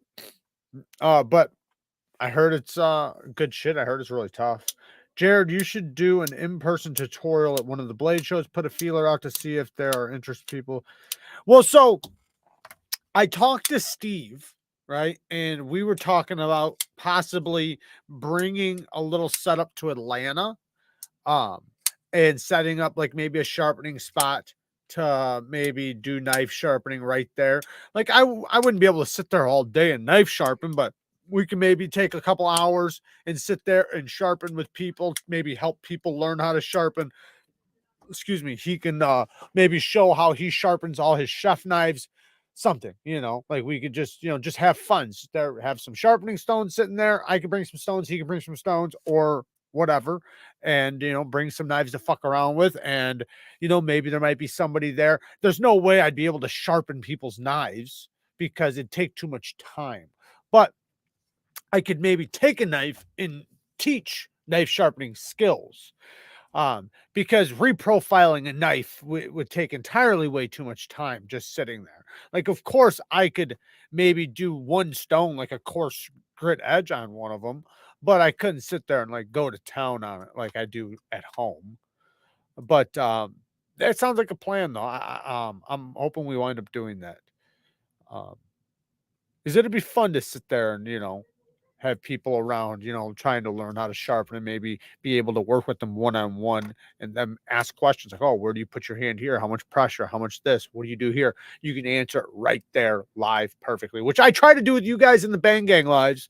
And if you guys are not members, you can become a member and then you can ask me and be in the live sharpening while I'm sharpening. Ask any questions you want. I will answer it to the best of my ability, as detailed as possible. And I don't get aggravated. I don't get upset with questions that, maybe get asked a lot, or you might think it is common sense. I will never act like it's common sense. I will explain it in the best way possible. Um, and into great details because I understand like not knowing certain things. Um, Sierra, ooh, shit. Is that nerve permanently damaged? I think so. I'm hoping not. I hope it grows back good, but right now, man, I can't feel any of this finger. It feels like it's frozen, is what it feels like. It feels like it's like this fat and frozen. And it electrocutes me every once in a while. Like if I grab my finger right now and pull like that, it would feel like I got shocked. So I tried working out earlier and multiple times I felt like I got shocked. Even when I stretch, I go to put on a shirt and I stretch my arms out. It's because of the nerve, So I definitely severed the nerve. Like I said, there's no feeling if I touch it. I can feel it though if I stretch or something like that, but I cannot feel anything to the touch, nothing at all. Like I could literally cut it open right now and not feel a thing. Can you feel your no feeling? It's going to be a long time till I get the feeling back. I'm just hoping within the next 6 months I start getting it back because my thumb, I got the feeling back in this thumb. This thumb's probably permanently damaged. My face is permanently damaged too. I still like if I go like this, I feel it in my lip.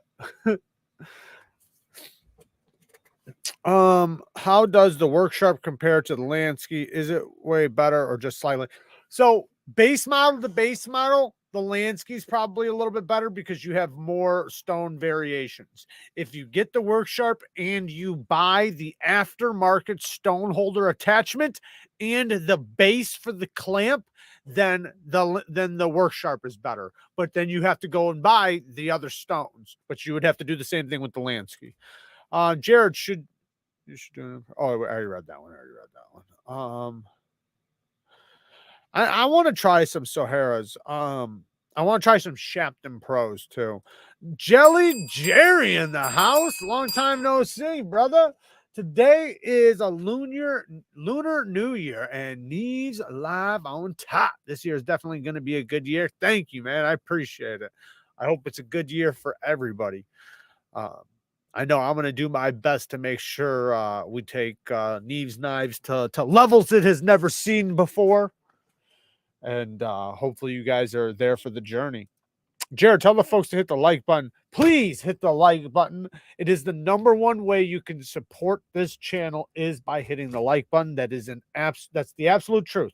If you want to support, the #1 way is to hit the like button. It's the only metric I can use to tell YouTube that this video is good or that any of my other videos are good. Just like the USA Made rant video, you guys all should have hit the like button on that. That will make it get to places. A lot of people didn't hit the like button on it. So it didn't get to lots of places. But if you guys hit the like button, it does help YouTube to know that it's a good video, and then they'll share it.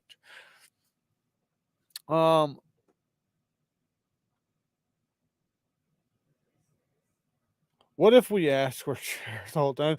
She's on the phone. You guys can't hear her? I figured you'd probably hear her in the background. Maurice with another 5 bones. I gotta go, guys. It's been nice, but I'm getting over my cold. Take it easy, brother. Thank you for all the donations. I do appreciate it. And thank you for always showing so much love and support. Hopefully I'll see you tomorrow. Yeah. My brain is permanently damaged. Sucks. Oh shit. I've lost all feeling to my right thumb, bro. I can still sharpen. Yeah, no, I don't have no problem sharpening because I don't have feeling. Right now, I have problems sharpening because of the pain. It has nothing to do with the feeling. Like I sharpen with both my thumbs with no feeling. Now I have feeling in this one back. But this one I don't have any feeling. I mean, I have feeling, but on one side I don't. With this finger, one side I don't have any feeling, but that's not why I can't sharpen. It's because the wound is right there, and I don't want metal and steel and debris to get in there. And then also it's painful. But I'm gonna try it though. I'm gonna try to push through it tomorrow. I'm not a punk. That USA video was great. Thank you. I do appreciate it. Please go and hit the like button on it.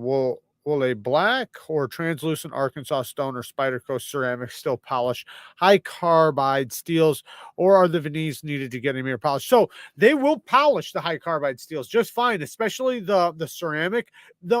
In my opinion, the best is going to be the veneer because it's diamonds. The 800 or the 1200 is the polishing stone, but it will not be polished if you don't progress up to those stones. So you still need all the beginning stones.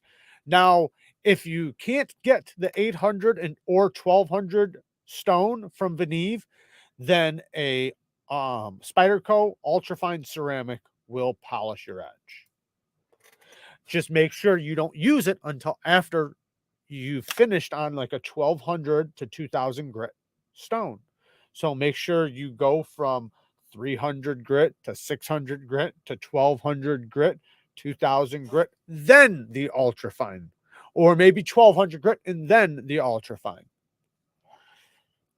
That's how you'll get the mirror polished. You have to remove the last scratch pattern from the previous stone in order to get a mirror polish.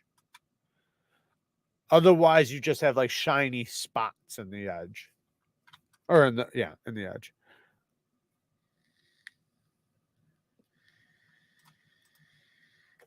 Yes, he probably is. He's probably taking care of business right now, doing the damn deal. Otherwise, he would definitely be here. But he's a busy man.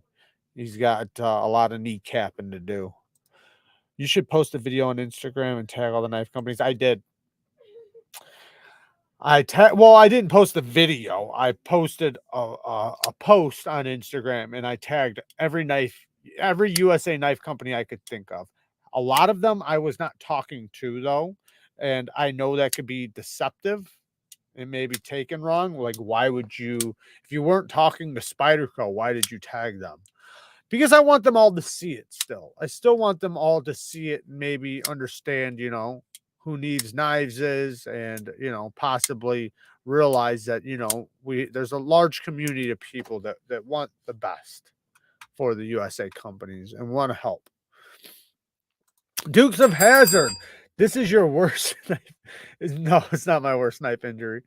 This is probably my like third, fourth worst knife injury. My worst by far is my foot. My foot was damn sure the worst. But this one is pretty bad because I hit bone and severed a nerve, so it's pretty bad. But my foot was 100 times worse. I still got a scar across the bottom of it.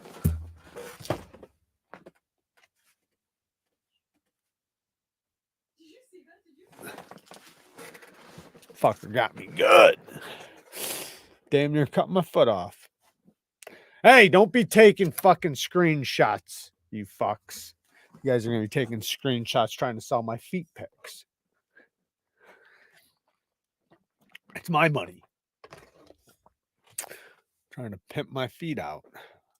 I had a guy throw a knife at me and hit me in the face before. Fuck. It didn't stick. He tried to stick it in my eye. Guessing that didn't end well. Fuck, that'd have been a fight. I mean, and now you got the knife. So stupid. You fucking threw away your weapon. Jared is the only person I have ever met that steps on knives. Honorably, though. Damn, what's that story about? I guess we're in story time, so I guess I can tell the story. I was gonna tell a different story. Maybe we'll tell a couple stories. So I was sitting here and I just got done filming and I have to go do my B-roll. I was either gonna do B-roll or my screen, or what's it called? My thumbnail. One of the two. I don't remember which one. So I had a bunch. It had to have been B-roll because I had a bunch of knives in my hand. So it was B-roll. I was about to go do B-roll and I had a bunch of knives in my hand. And I had my phone too. And on the way out of the studio, one of the knives clacked against the screen of my phone. And I looked at it. I thought I cracked it. And at that exact moment, a knife slipped out of my hand, went down to the ground. Let me grab a flipper. Went down to the ground, hit the flipper, deployed as my foot was coming down. So it literally was like a freak occurrence. Like the knife went down, fell to the ground, my foot's coming down like this, and it went, hit the thing, deployed, and my foot went all the way down. And the knife went all the way through. Well, not all the way through, but as deep as it could go. And there was a lot of blood. But that wasn't even the worst part. That was actually the easiest part. The worst part was going to the damn hospital and having them stitch it and give me like 30 fucking shots and injections in the foot that would not take. None of them would take. So they kept injecting my foot, trying to get it to numb. But they have to do it like centimeter by centimeter. So they have to keep injecting it every centimeter, every stitch, basically. They have to inject it, trying to numb it, but it didn't do anything, nothing. And then in the end, there was a few stitches. It was just like, just fucking stitch it, man. I don't want no more of these shots. Like, who cares? Like, I can feel everything. The shots aren't doing anything. They're the worst part about this. The stitching was way easier. And the stitching's painful, but not as much as shoving a nail through your foot because those needles were so thick and big and it was so deep. And he had to inject it into the wound and into the palm of my foot. Oh, it was so painful. And literally like 26 times. I'm not exaggerating, like 26 times. And yeah, it was just crazy, man. So that made it to where the stepping was so easy. Stepping on the knife was like nothing. It felt like I stepped on a sponge. Jared, through the stitching process, fuck yeah, that was me the whole fucking time.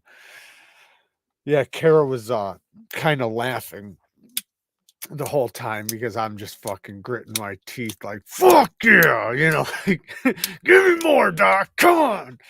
It sucked though, man. It was so bad, so fucking painful. I've dealt with a lot of pain. That was some serious pain. Jared, are the nerves on your hand fucked? Yeah, probably. My foot's fucked for sure. My nerves in my foot are gonna be fucked for life. The ones in my hand though, I'm hoping grow back. As if right now they're fucked, but I am praying that they'll grow back correctly.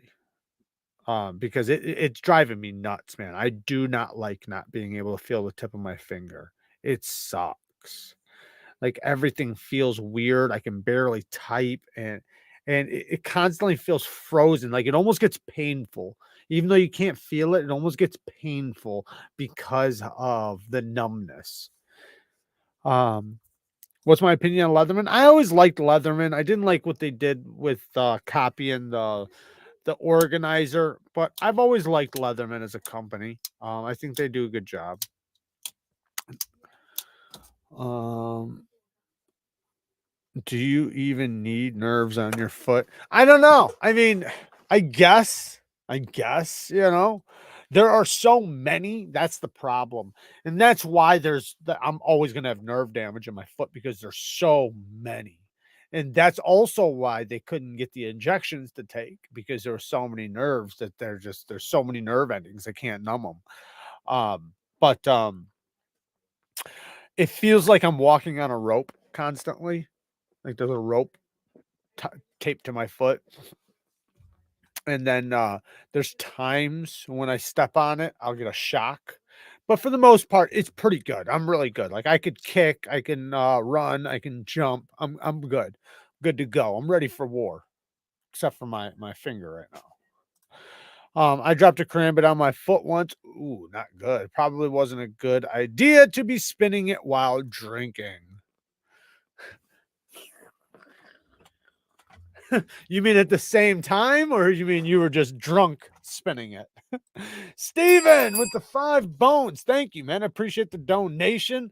As always, man, I truly appreciate all the donations. You guys have no idea. It massively helps this channel, and all the money goes back into the channel. We spend a lot of money a month on the channel. Probably a little too much, but we're trying to grow it as much as possible and turn this into the best knife channel out there. You don't want your foot to flop. Then you have to swing it around. In the same place where I got hit with a knife, another guy got hit, but he did get cut. This big Lakota guy threw a fillet knife at another native dude and got him. Damn. Yeah, that's crazy. I've been hit with beer bottles. Jared, my neck was broken. I guess I've been fucking stabbed and cut by a lot of knives too, though. My neck was broken and I have permanent chronic pain and numbness down to my hands and arms. Lower back, fuck 2 with 3 herniated discs and sciatica. I've overcome a ton. Attitude is everything. Yeah, man, that's a lot. And more power to you, man. Yes, I think attitude, mindset, and having a tough mentality, I think, is very important. I think a lot of people lack that these days. And I try to inspire that in people, like just tough nature, feeling invincible. Obviously we're not invincible, but waking up every day ready to take on the day, ready to take on whatever comes, and having that go-getter mentality, that hardworking mentality, like no matter what today brings, I'm gonna kick its ass, regardless of what you're gonna do that day, or exercising and working out and doing your job, whatever job you do, doing it to the best of your ability and out competing everybody else, like I think is a very good thing to have. And that's all mindset. It's all your mindset, your attitude, and how you deal with things, because how you deal with information, how you deal with problems is all a reflection of who you are. The way you deal with problems is a big indicator of how many problems you've dealt with, right? If you are poor at dealing with problems, then you haven't dealt with enough problems. So, um, it's the problems and the bad things that we overcome that make us valuable and make us impenetrable. Like it makes us tough, makes you have wisdom. Like wisdom comes from lots of failures, but without doing those failures, without going through it, you can't have the wisdom. So all the things that happen are, I'm not gonna say all things are for, I guess, yeah, all things are for a reason, whether they're a good one or not. Um, but yeah, I hope you're doing well though, man. Okay, elephant in the room, button lock that doesn't fail. Question mark. The Freeman. Where is it? Oh, I got to put away. The Freeman. That one's one that doesn't fail. We also smacked the Medford Smooth Criminal. That one doesn't fail. The Mordax from ProTech. That one doesn't fail. Granted, I do have to send it in for detent lash, but it doesn't fail. So that's a good thing. Notice those were all USA made knives. It's more consistently sized abrasive than diamond. It cuts slightly slower. I don't know what you're talking about, so I'm just going to end it. Oh, thank you, Fiend. He said, just a reminder, you can support this fine channel by clicking the join button or by becoming a Patreon. If you guys don't know, that is the link to my Patreon. We do have a Patreon where you guys can support, and we do monthly giveaways, and then we have a membership that you can see next to the subscribe button. It says join. If you click the join button, you can pick a tier, and then we do live sharpenings twice a month with you. What do you think about the Tau S and Van X for $239? I haven't tried it. Their knives, the Kunwu knives, are good though. I do like the Kunwu knives. I think they do a good job. I don't know how they do their Van X. I actually got some Van X right here. Check this out. This is a fucking pocket sword though. Look at that. This baby's like almost 10 inches. It is. Put this right here. Let me show you. Here's a Hogue Deca next to it.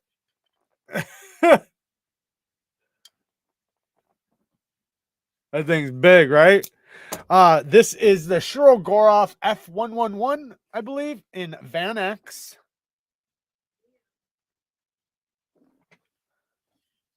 Super good, though. It is a pocket sword, but damn it, Shiro does an incredible job. Every time like I carry it, I feel like I'm carrying a sword. I feel like I'm ready for a knife fight, and I am. I am definitely ready. Look at this action.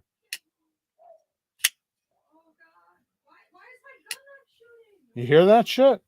I know you guys can hear her. I think my song SOG Pentagon. That's another one, man. I hope SOG continues doing USA stuff. I never spoke about them because I do think that they're doing a pretty good job with their SOGs in the USA. So I applaud what they're doing. Hopefully they continue making USA made knives.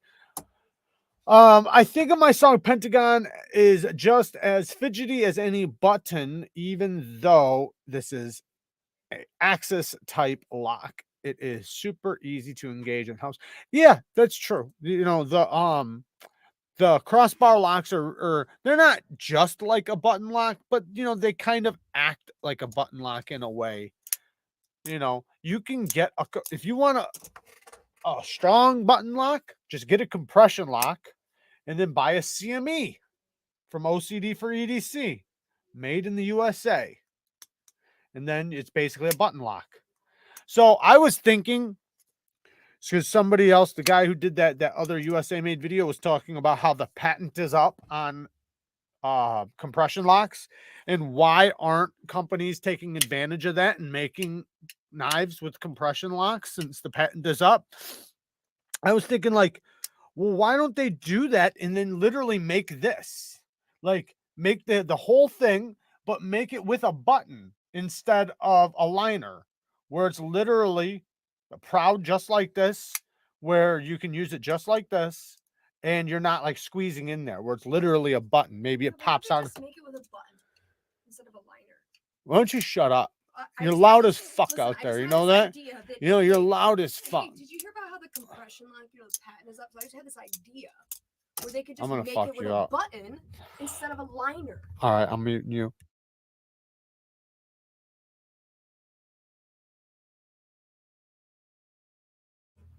Well, Just make it with a button. were those original goat scales on the Deca? Yes, they are. And they are badass. I have the discount code and the link down in the description. It massively improves the Deca. Massively. Get a Dark Angel trauma kit. The best. I'll check them out. I need to get a new trauma kit. I got a couple, but I want to get another good one. I was hoping this guy was another dumbass veteran. Keep up your smoke. Bourbon Street said no guns in the club. I had no idea they made a folding pentagon. I have the fixed blade one. No spine whack failures on compression lock. No. Compression locks hold like 150 pounds. So that means like technically they can be batoned. I don't recommend batoning with them, but technically you can because I think it's 100 pounds. If a knife can hold 100 pounds, then supposedly it can be batoned. Not saying it won't break or fuck up, but supposedly 100-pound lock can handle being whacked. Why isn't my gun shooting? Says Kara. Yeah. Jared, put her in a headlock. I'm about to. From me, they are custom-made stones from Russia that I'm getting exclusive rights to distribute here in the U.S. I should have them available to sell within 2 to 3 months. Nice. Good for you. I actually thought about making some stones myself. Hopefully some USA-made ones. What's up? I said, you know how when you're trying to reload your gun and you try to shoot too fast and it just does nothing? Yeah. Yeah, that's what I meant. Okay. Okay. Uh-huh. I'm just giving you some context. I hear you. Normally, it's just fun. Normally, you're a good shot. Yeah, I would say so. I think you know that. Yeah, SOG has a few great USA made knives. I'll pull one up. They're SOG USA made knife.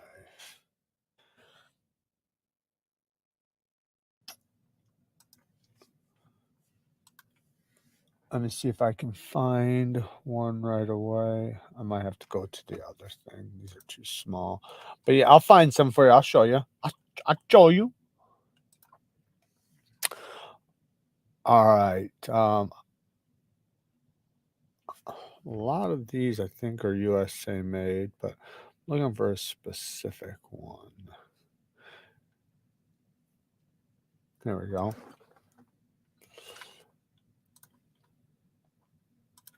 This one is USA made. The Seal, the SOG Seal. And you can, well, shit, I don't want to do that. I have a video on it, but you can see Seal XR. I think on the other side it says it is a USA made knife though. It's even, you can see the price, 224, which isn't too bad. USA made S35 VN. And it's really good. Like the XR lock, they did a killer job with it. I applaud them for that. They do a great job with this XR lock. They figured out how to make a detent. Now, the thing is, though, is if you take a look at this knife, it's got jimping on top of its jimping that's also growing jimping. I mean, there's more jimping on this than anything. Oh, fuck. It's literally got jimping growing on its own jimping, like warts. But they have a couple other knives too. I don't know which ones. Is this one? No, I don't think this one's USA made. I don't think. No, it's priced too good. No, China. But they do have like 1 or 2 other ones, I believe, that are USA made. Anyways, and here's the Pentagon, I think. Yeah, that dude was talking about. I think it's pretty cool. This one, is this one USA made? No, this one's Taiwan. It looks cool though. I like the look of it. I'm just not sure how use. I love the blade shape. I wish the grind was better, but you know, I like spear points, but I'm not sure about the spear points where the grind starts in the middle of the blade. It'd be better if the grind was the entire or most of the blade.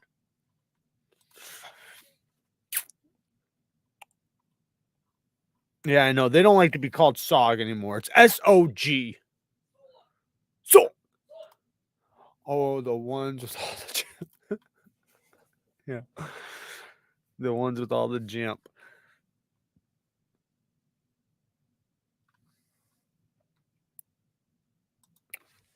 Love my one of those. I have the fixed one also. Oh, like the old school MW2 or the new release version. I'm not sure. When I'm not sure what the MW2 is. When a knife is called tactical, does that mean it is for self-defense mostly? No. So tactical means technically tactical means that it's versatile in urban environments and jungle environments. It means that the blade shape is versatile in fighting, hunting, uh um survival, things like that, and the grind is thick enough. That's why they're usually not thin geometry knives. They need to be thick enough to be able to withstand hard use, like making shelter and things like that. So it's supposed to be a tool that can be used as a fighting knife and a survival knife all in one, whether you're in urban environments, out in the jungle, or in the desert. That is the definition of a tactical knife. By the man who invented the tactical knife. So those are his words. What? I didn't know what he was talking about. Oh, well, fuck. Yeah, I don't know that though.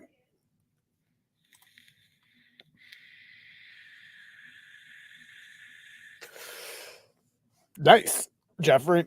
Yeah, I like the Seal was a badass knife. I got to check it out, and like I said, super good action, very snappy, very hard use, very tough. It was a tough, reliable USA made knife.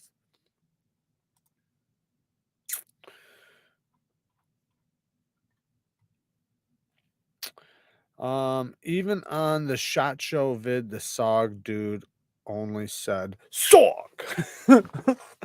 They made a big deal out of it a few times. Like even companies were saying that they asked them not to say SOG anymore, that they asked them to say SOG. So because they were trying to rebrand themselves because they redid shop. So they wound up like a lot of companies are ending up right now that I'm literally trying to help them dig themselves out of is the best that I can. They dug themselves down into a deep hole of which people looked at SOG as the shit knives. Like we're trying right now to stop USA companies from doing. SOG did that. They turned into the junk knives. When people said SOG, people thought of, oh, SOG? Yeah, oh, you know, like you'd see it in somebody's pocket and be like, he's got a fucking SOG. Look at this fucking guy, he's got a SOG. But they wanted to make improvements on that. They wanted people to be happy to have a SOG and to be proud to own a SOG. So supposedly they cleaned shop. Supposedly, I think they even got a new shop. I think a company bought them actually. I think they were bought out. Not 100% about that, but I'm pretty sure they were bought out. They redid the shop, got new QC, got new people, machines, everything, and basically redid everything. I'm sorry, Sergeant. I'm sorry about that. Very sorry. Tactical was originally from Bob Terzola. It was a tactical knife that he made for the very thing I just said for for these military fucking people in South America. So it's not a buzzword, it's a real word that was made up by him to describe the knife he was making for these soldiers in these environments that could be stuck in urban or jungle environments and needed a fighting knife and a knife that could also be a survival knife. And that's where the Bob Terzola ATCF or whatever came from. That's the first original tactical knife. It was a spear point blade with a hollow grind and 440C, a titanium liner, and G10 scales. I got a video on one, an original. Well, it was a remake of the original, but it was a custom by Bob Terzola that he redid his original design from like 1970, whatever. Go read the story. Go watch the story. I'm waiting for Microtech MSI RAM with carbon fiber. I'm waiting for the G10 one. I don't give a fuck about that carbon fiber one. I just want the G10 one. I want one of those things so bad. Same thing with the Stitch. Gotta have me one of those too. Yeah, right. That's what I thought. I thought it was GSM Outdoors. That I that's what I was thinking, but I didn't want to say it and then be wrong because I thought I might have been mistaken. But yeah. Tactical knives are always jet black and look like a military or police carry. Thanks for info.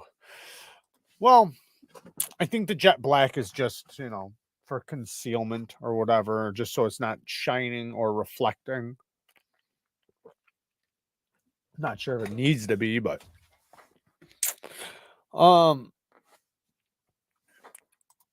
drug interdiction. You look like you speak Spanish. Drug interdiction. You look like you speak Spanish. I do not speak Spanish.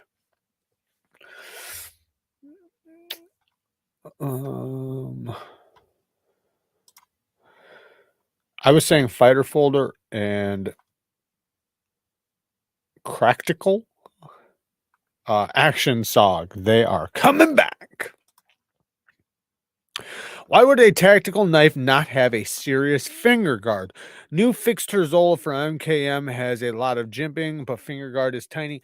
Because a finger guard is kind of bullshit in a lot of ways. Not saying that they can't maybe be functional in some senses, but if the knife's not slippery, then like put it this way, right? My hammer that I swung all day, every day, sweaty, bloody, tired, did not have a guard. It just had a grippy handle, and the handle stops it from flying out of your hand. Just like a lot of other tools that I use to stab into things and beat things with. And just like a knife, like I could easily stab this thing right here as hard as I can into the wall right now without slipping up, because this G10 is grippy as fuck. I don't have a finger guard, but I guarantee I could just stab it as hard as possible, up or down.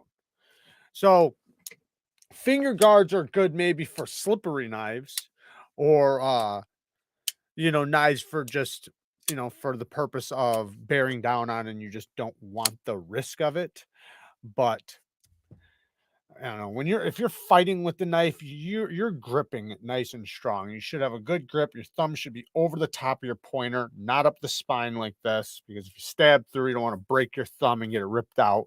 So, cup your finger or spin it around and get it from the backside. And in that case, then you can cup it with your thumb. Badass gas station, pretty quick. Yeah, that's true, Todd. Yes, it did. It did. But that's because they took over with the concept and everything, and it went from tactical to tactical. But it really did have a place it came from. But yeah, you're right. It definitely went to the gas stations very quickly. Off-grid G10 is so grippy. Their knives are tactical oriented. I'll tell you what, man. These damn knives are grippy as all hell. Yes, they wind up getting softer. Mine is already getting softer, but it is damn near a nail file when you first get it. But it does soften up. But it's grippy though, and that's it's good because like when I think about sweating and bleeding or anything like that, you don't want the knife to slip. I'd probably get the Micro Jimbo just because it looks like a little family size. I'm definitely gonna get the Micro Jimbo. Definitely gonna get that. I want to get, and I thought about it when I get it, it's gonna make me have to get the regular one because right now I only have the Yo Jumbo, but I've had a bunch of the Yo Jimbos, but I only own a Yo Jumbo right now. When the little one comes out, it's gonna make me have to get the other one just to have the whole family. Isn't that weird that our brains work like that? Like, as a knife nut, like, well, I gotta get the other one now because I can't have the one missing, you know? Fucking gotta have the whole family. If you have one, it's one thing, but once you get one of the other ones, now you need the whole set. What is the knife you held up? This is the Emerson A100. USA made, Teflon washer action. Very smooth though, man. Surprisingly smooth. Mine is breaking in really good. I put a different disc on it. It comes with a black one. Good access to lock bar. It is thick. It's a hard use knife. It's not a super slicer or anything like that. It has a chisel edge, so it's only sharpened on one side, which I don't mind. I actually like that. And yeah, it's a great knife. Spear point blade. I absolutely love it. And I do think that they've improved on their knives a bit. Crewwear Yo Jimbo is 169 on Knives. I know, but I'm waiting until I get the mini one before I grab that one.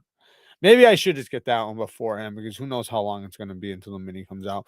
There he is. All my knives are tactical, Edgy American says.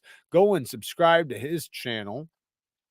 Also, Naf, wherever the fuck he is right now, go subscribe to him as well.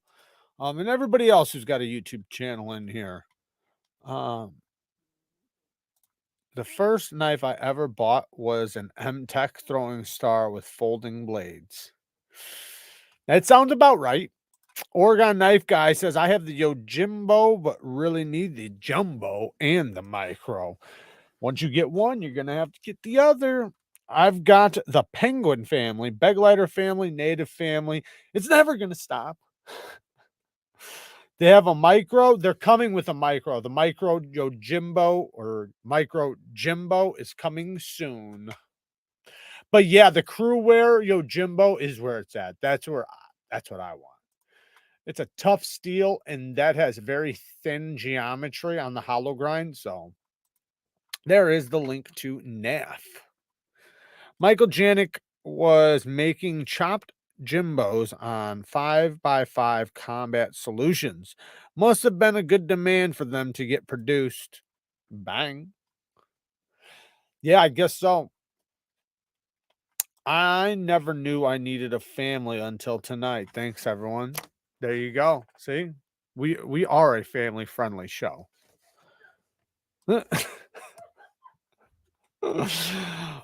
What's my favorite steel? K390. K390 Crewwear. 14C28N. Got him. But K390. I love K390. I like 15V2. It possibly could be right there neck to neck with K390, but I'll find out the more I test it.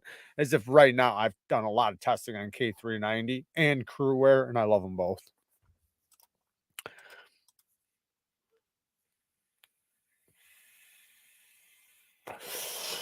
Yeah, everybody's going to be different. I personally do, I like the Yo Jimbo. I like the Yo Jumbo, but I love the Yo Jimbo, and I have the Yo Jumbo, but I prefer the Yo Jimbo.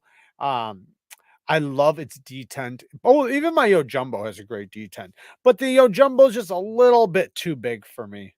Even though I like big knives, don't get me wrong, I love big knives, so it's not too big. It's just, it's a big fucking knife.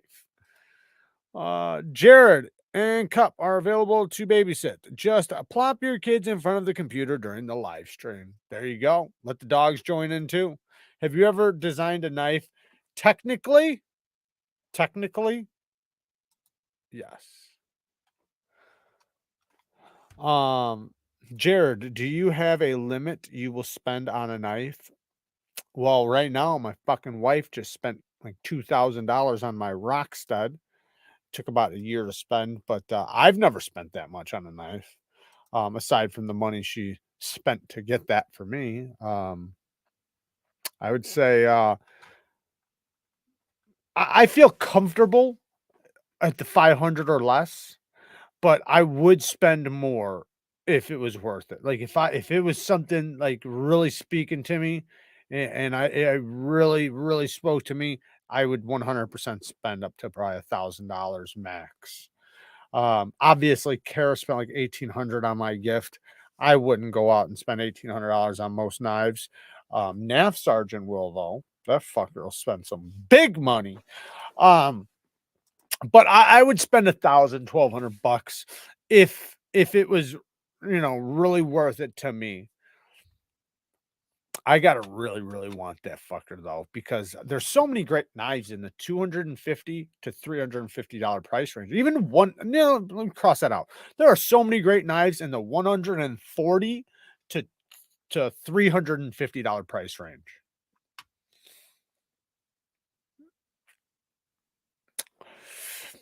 I wouldn't sell my Hell's Bell Bowie for less than $1,000.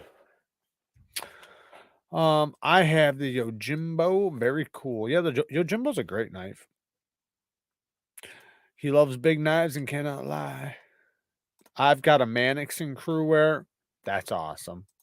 That's badass. I wish I had a Mannix in crew wear. I got a Mannix in 15V. Do you agree that most Benchmade products are overpriced, or do you agree with their prices? No, I think most of them are overpriced for sure. They're for sure overpriced. How can they not be? G10, steel liners, and whatever steel they're going to use. Spyderco, same thing, less money, better heat treat. So, I'm not saying that, Spyderco has some expensive knives too, but their heat treat's on point. So it's, you feel a little bit better about it when you know the heat treat is done to the performance that they're doing it. I would pay for that. Like, I have no problem. And I think a lot of you would feel the same way. If you sharpened enough knives, or if you felt or tested enough knives and you realized the difference between a well heat treated knife and a poorly heat treated knife, and the difference between them, you would want to pay the extra money for a good heat treat. It's going to sharpen so much better. It's going to take such a better edge. It's going to hold it. Like, being able to take and hold an edge is very important, and not roll, not chip. And then also deburring it, right? You don't have no troubles. And that's how you get your edge to come out with a ridiculously sharp edge, is through the deburring process. Well, when the burr snaps right off, it makes it to where bang, your edge is just like revealed. But when your burr goes back and forth, back and forth, back and forth, and then finally parts of it crack off down the edge, it makes it to where some of it cracks off and takes little micro, chunks with it. Some gets left. Now you got to strap it. Hopefully the strap cleans it off. If it doesn't, it's just like your edge doesn't come out as good. Show both Rocksteads.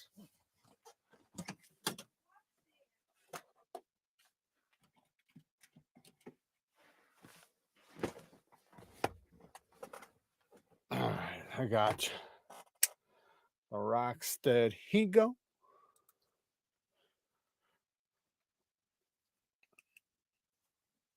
Who got you that? Mr. Amazing. Oh, that's pretty cool. It's wood, right? Yeah, it's wood. Wood. Okay, I just want to see the other one. I just want to see the other Rockstead. The one that who got you this one that you're about to take out? My baby. Okay, what's the scale speed? This one's titanium. Oh, is it? Yeah. Does it have like a button lock or something? It does have a button lock. What about that clip? How does the clip work? Oh, the clip. I don't see a clip. It's the weird. clip goes bang. What? That's right. I just want to make sure Mr. Amazing did not get you that. No, he did. Okay, just checking. I love you, Mr. Amazing, but see what you did, Mr. Amazing. You're gonna win. It's a war. Yeah, and you're just sitting in the middle of the war, like, oh yeah, don't fight, guys. Don't do that. Don't fight. Stop getting me better knives. By the way, Mr. Amazing said he just sent something. Did he really? No, I'm just joking. No, I'm joking. Okay. You'd be like, fuck. This is an absolute amazing knife, though. ZDP 189 heat treated a 63 or 66.7 HRC on this one, I think. The other one is 66 something too. The clip does lift up and it goes back down, so it's out of your hand when it's in. This is a very strong spine wax test. Has anybody ever spine waxed a fucking Rockstead before? Rock solid. I had no doubt. This is a super solid. It's $1,800. Shit. It better not fucking fail.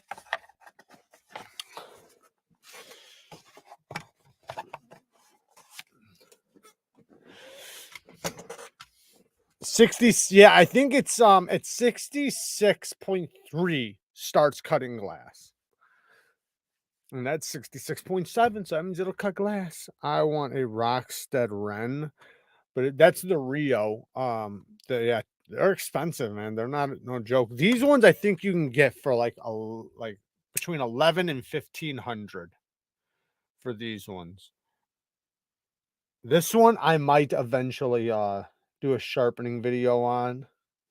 It's very sharp all up in here, but I got a little tiny bit of microchipping right here because I've used them, you know. Will it strop out? I don't know. Up here it's very, very sharp still though. I don't know. We'll see. But if I did sharpen it, I'm gonna sharpen it with an edge bevel though. I'm not gonna convex grind it, so it will have an edge bevel on it. They explain, I think it's 2000 grit. They explain it. If you go to their site, they explain they hand polish it to 2000 grit. I think that's what it is.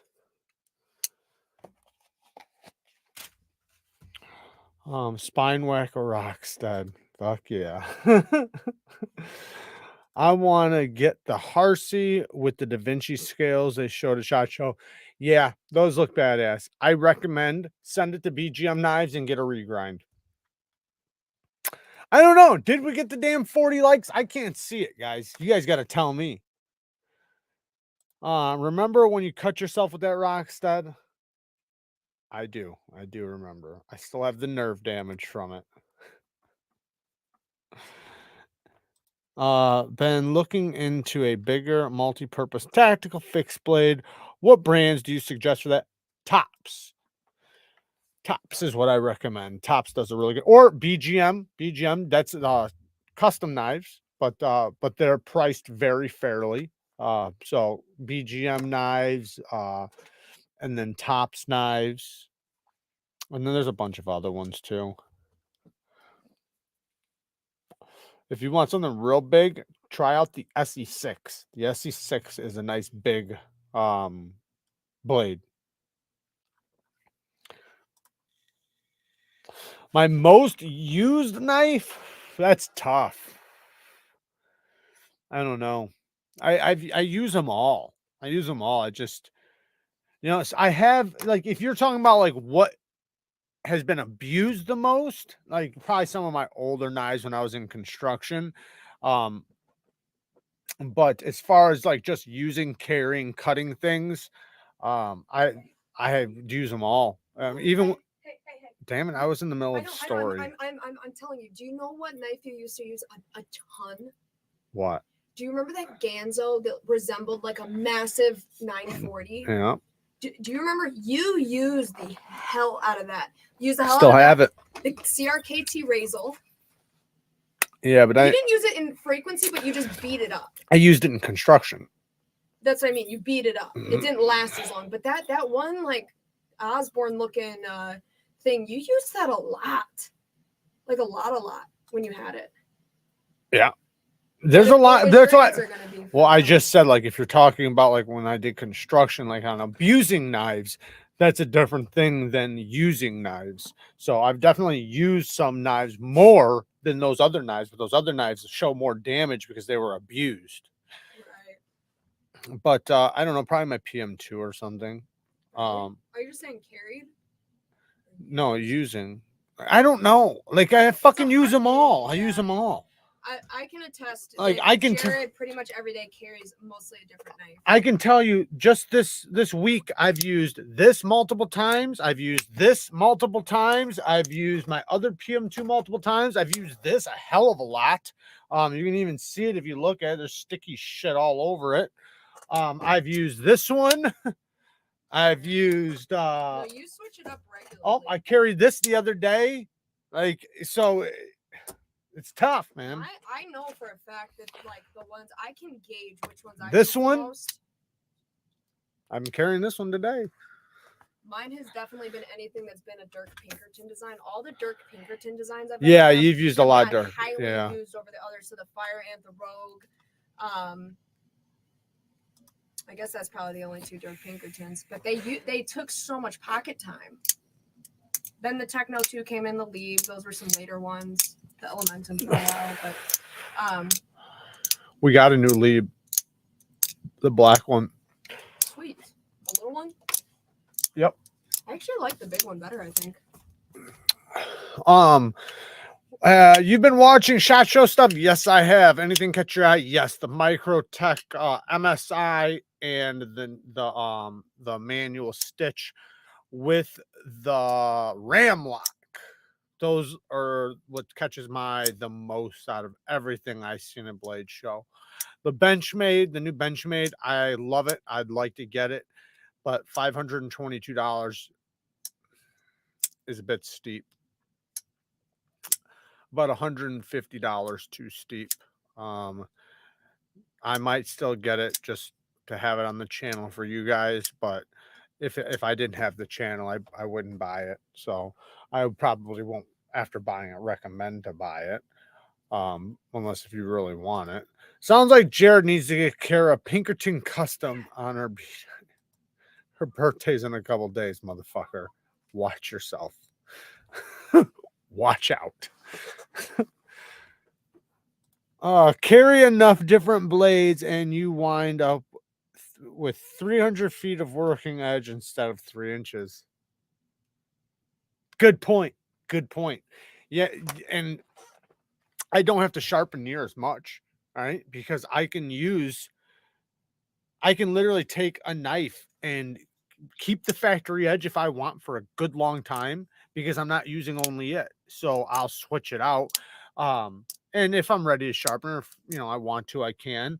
But then once I put my own edge on there, that edge is going to last way longer than any factory edge. So then I can, use it until it dies, but I can maintain it by stropping it and stuff and carrying other knives. So I can make an edge last a very long time as long as I'm, moving through other knives. But there are times where I want to wear an edge out, so I will literally carry that knife until I need to sharpen it. We definitely need T8s to be standard instead of T6s. I'd like to do what is that called when you do the thing to stop something? I forget. But I want to do one of those on T6s. Yeah, the narrows. Yeah. That's a tough one to sell, man. The Benchmade narrows, $522. Damn it, that's expensive. Like I said, I might buy it for the channel, but not because I fucking think it's worth it. Like just because I feel obligated to get it on the channel. If you could choose one knife to keep out of all of them, which one would you choose? Well, it depends on what you mean by keep. Do you mean keep like personal, like sentimental value, or do you mean like to use? Because if you mean to use, it'd probably be the Mannix in 15V now, or my K390 PM2.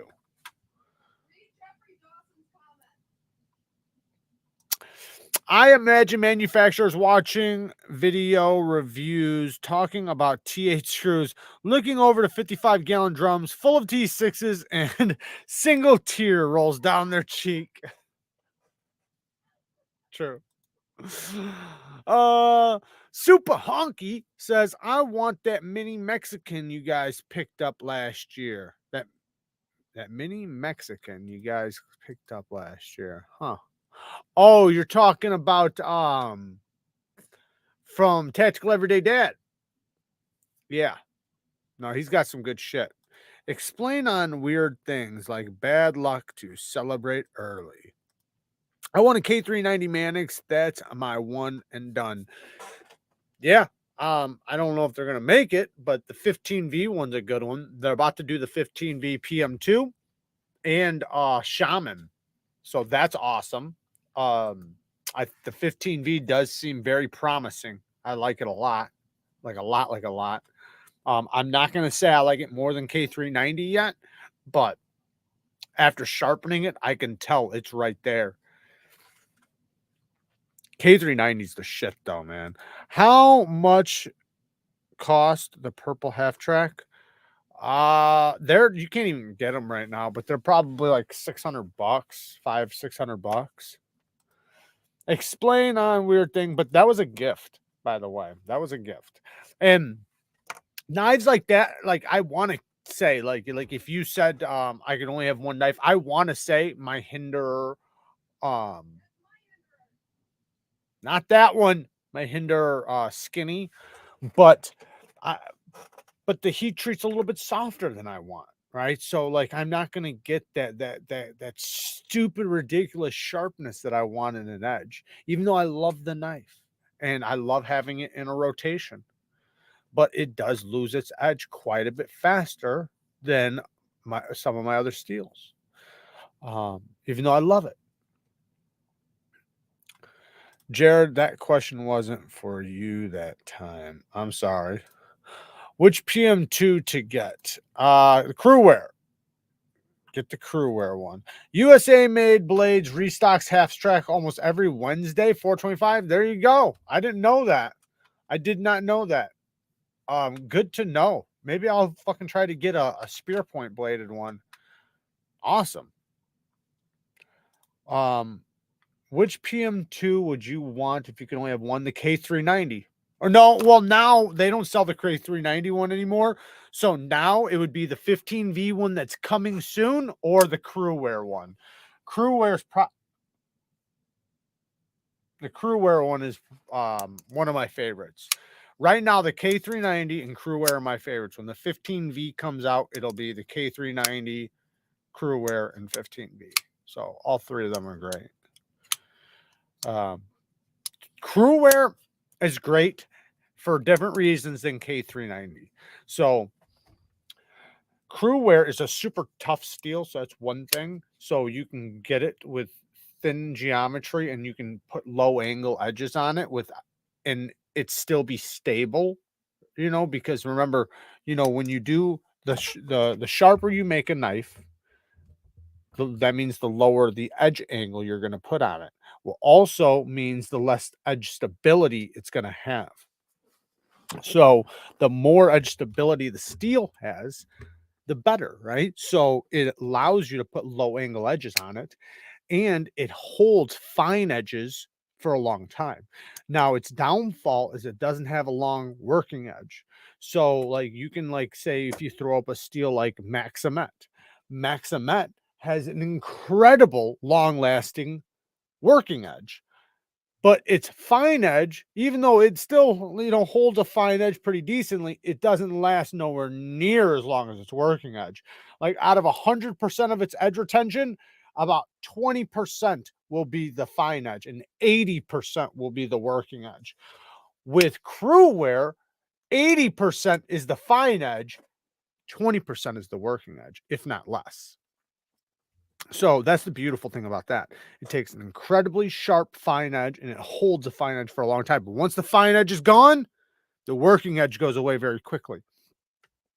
K390 holds an incredibly long edge for a long time, and it does good with toothy edges, fine edges, mirror edges, low angles. It's just an incredible steel all the way around. And it holds an edge for such a long time. Now, I don't know. I'm sure it holds a working edge longer than the fine edge, but it holds a good fine edge. So, and that's what I love about it is it just holds an edge forever. Not forever, but for a long time. RC Blade Works makes scales for the Micarta Crewwear PM2. Nice. How brittle is 15V? I don't think it's that brittle. So I watched, and I'm not saying it's super tough, but I watched Triple B take it through like, I don't know, Cocobolo wood or something, some sort of black wood. I don't know what it was, but he was like grinding it and he did all kinds of shit with it and did great. So obviously the edge geometry is going to play a huge part in how brittle it is. If you have a super low angle edge, then it's going to be more brittle than a high angle edge. So with a high angle edge, I imagine it's going to be just fine. But if, and that's if you're going to be tough on it. If you're not going to be tough on it, then lower back the edge angle like I did on mine, because mine I'm only using for slicing. I'm not pounding through nails and stuff.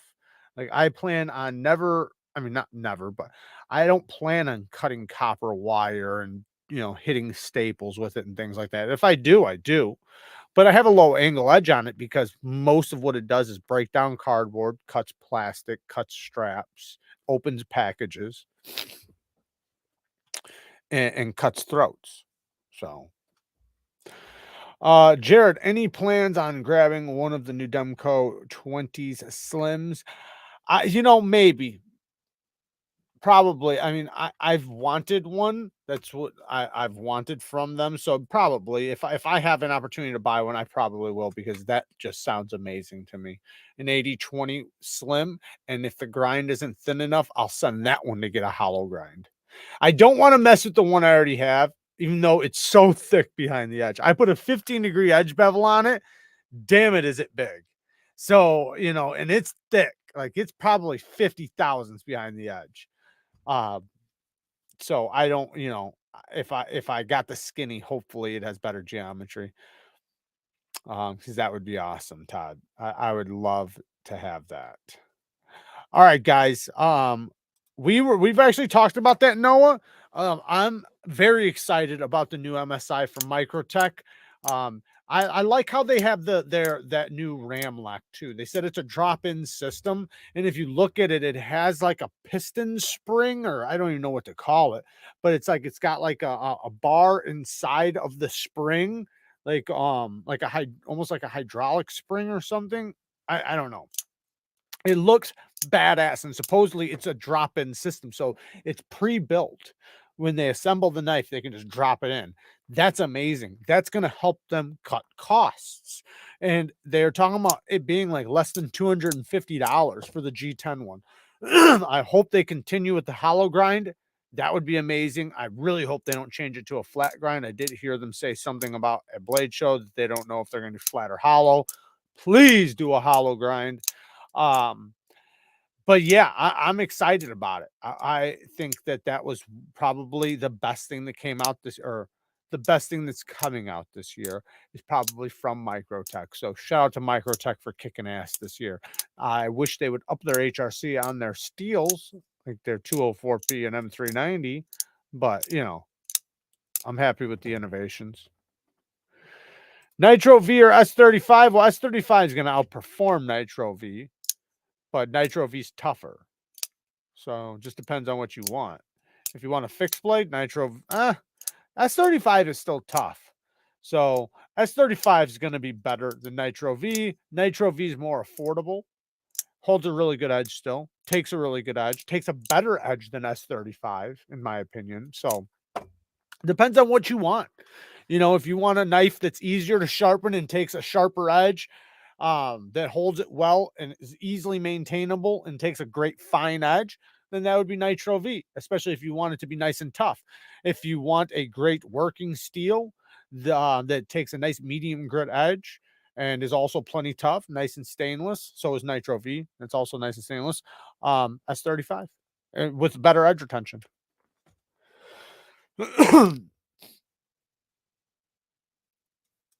Yeah, K390. So the one thing with K390 though is that it patinas, and that kind of makes a protectant. So if you just oil it, if you just use it, oil it up, you know, it will patina. But yeah, being next to salt water is scary for you with K390. I personally would still do it and just see how it goes and just let it patina up. It'll get like a glaze over it, like a brown glaze, and it'll look good. It'll be like almost smoky. Um, but but yeah, you're probably going to do better with LC200N or Van X, to be honest. Hey, Bubbles is a new member. Bubbles seems like he's always a new member. Well, how did Bubbles become a non-member? Because I thought he's been a member 3 times so far. Or I'm trying to get my wife to K390 is better than M390. Yes, yes, it is. It's not so. When you say better, I'm assuming you mean edge retention, because it's not better when it comes to corrosion resistant. So M390 is more corrosion resistant than K390, but K390 holds an edge longer than M390 and is usually done at higher HRCs. So especially from the companies we see them from. In a lot of cases, K390 would be like 65 HRC, while M390 is like 60 from a lot of companies. We'd like to see it higher, but all right, guys. Thank you guys for joining. Don't forget, tomorrow we do have a live sharpening at 12:15 for the members. If you're a member, show up. You can interact and we can hang out and we can talk about sharpening and sharpen knives together. If you're not a member, join. Hit the join button next to the subscribe button, and then you can come too. Now, if you're not and you don't have the money, you can, because it does cost a few bucks to join. But if you don't have the money, you can still show up. You just can't interact. So, but you can show up and watch and listen. So, and if you want to watch it later, you can do that. I appreciate you guys hanging out with me. I appreciate you guys' donations all night. You guys are amazing. Thank you guys for hanging out with me, and also for watching the content and hitting the like button and watching the ads and using our links. I mean, all of that stuff is massive to the channel, and it's how we're able to do this. So thank you guys for all the support. We love you guys. Peace.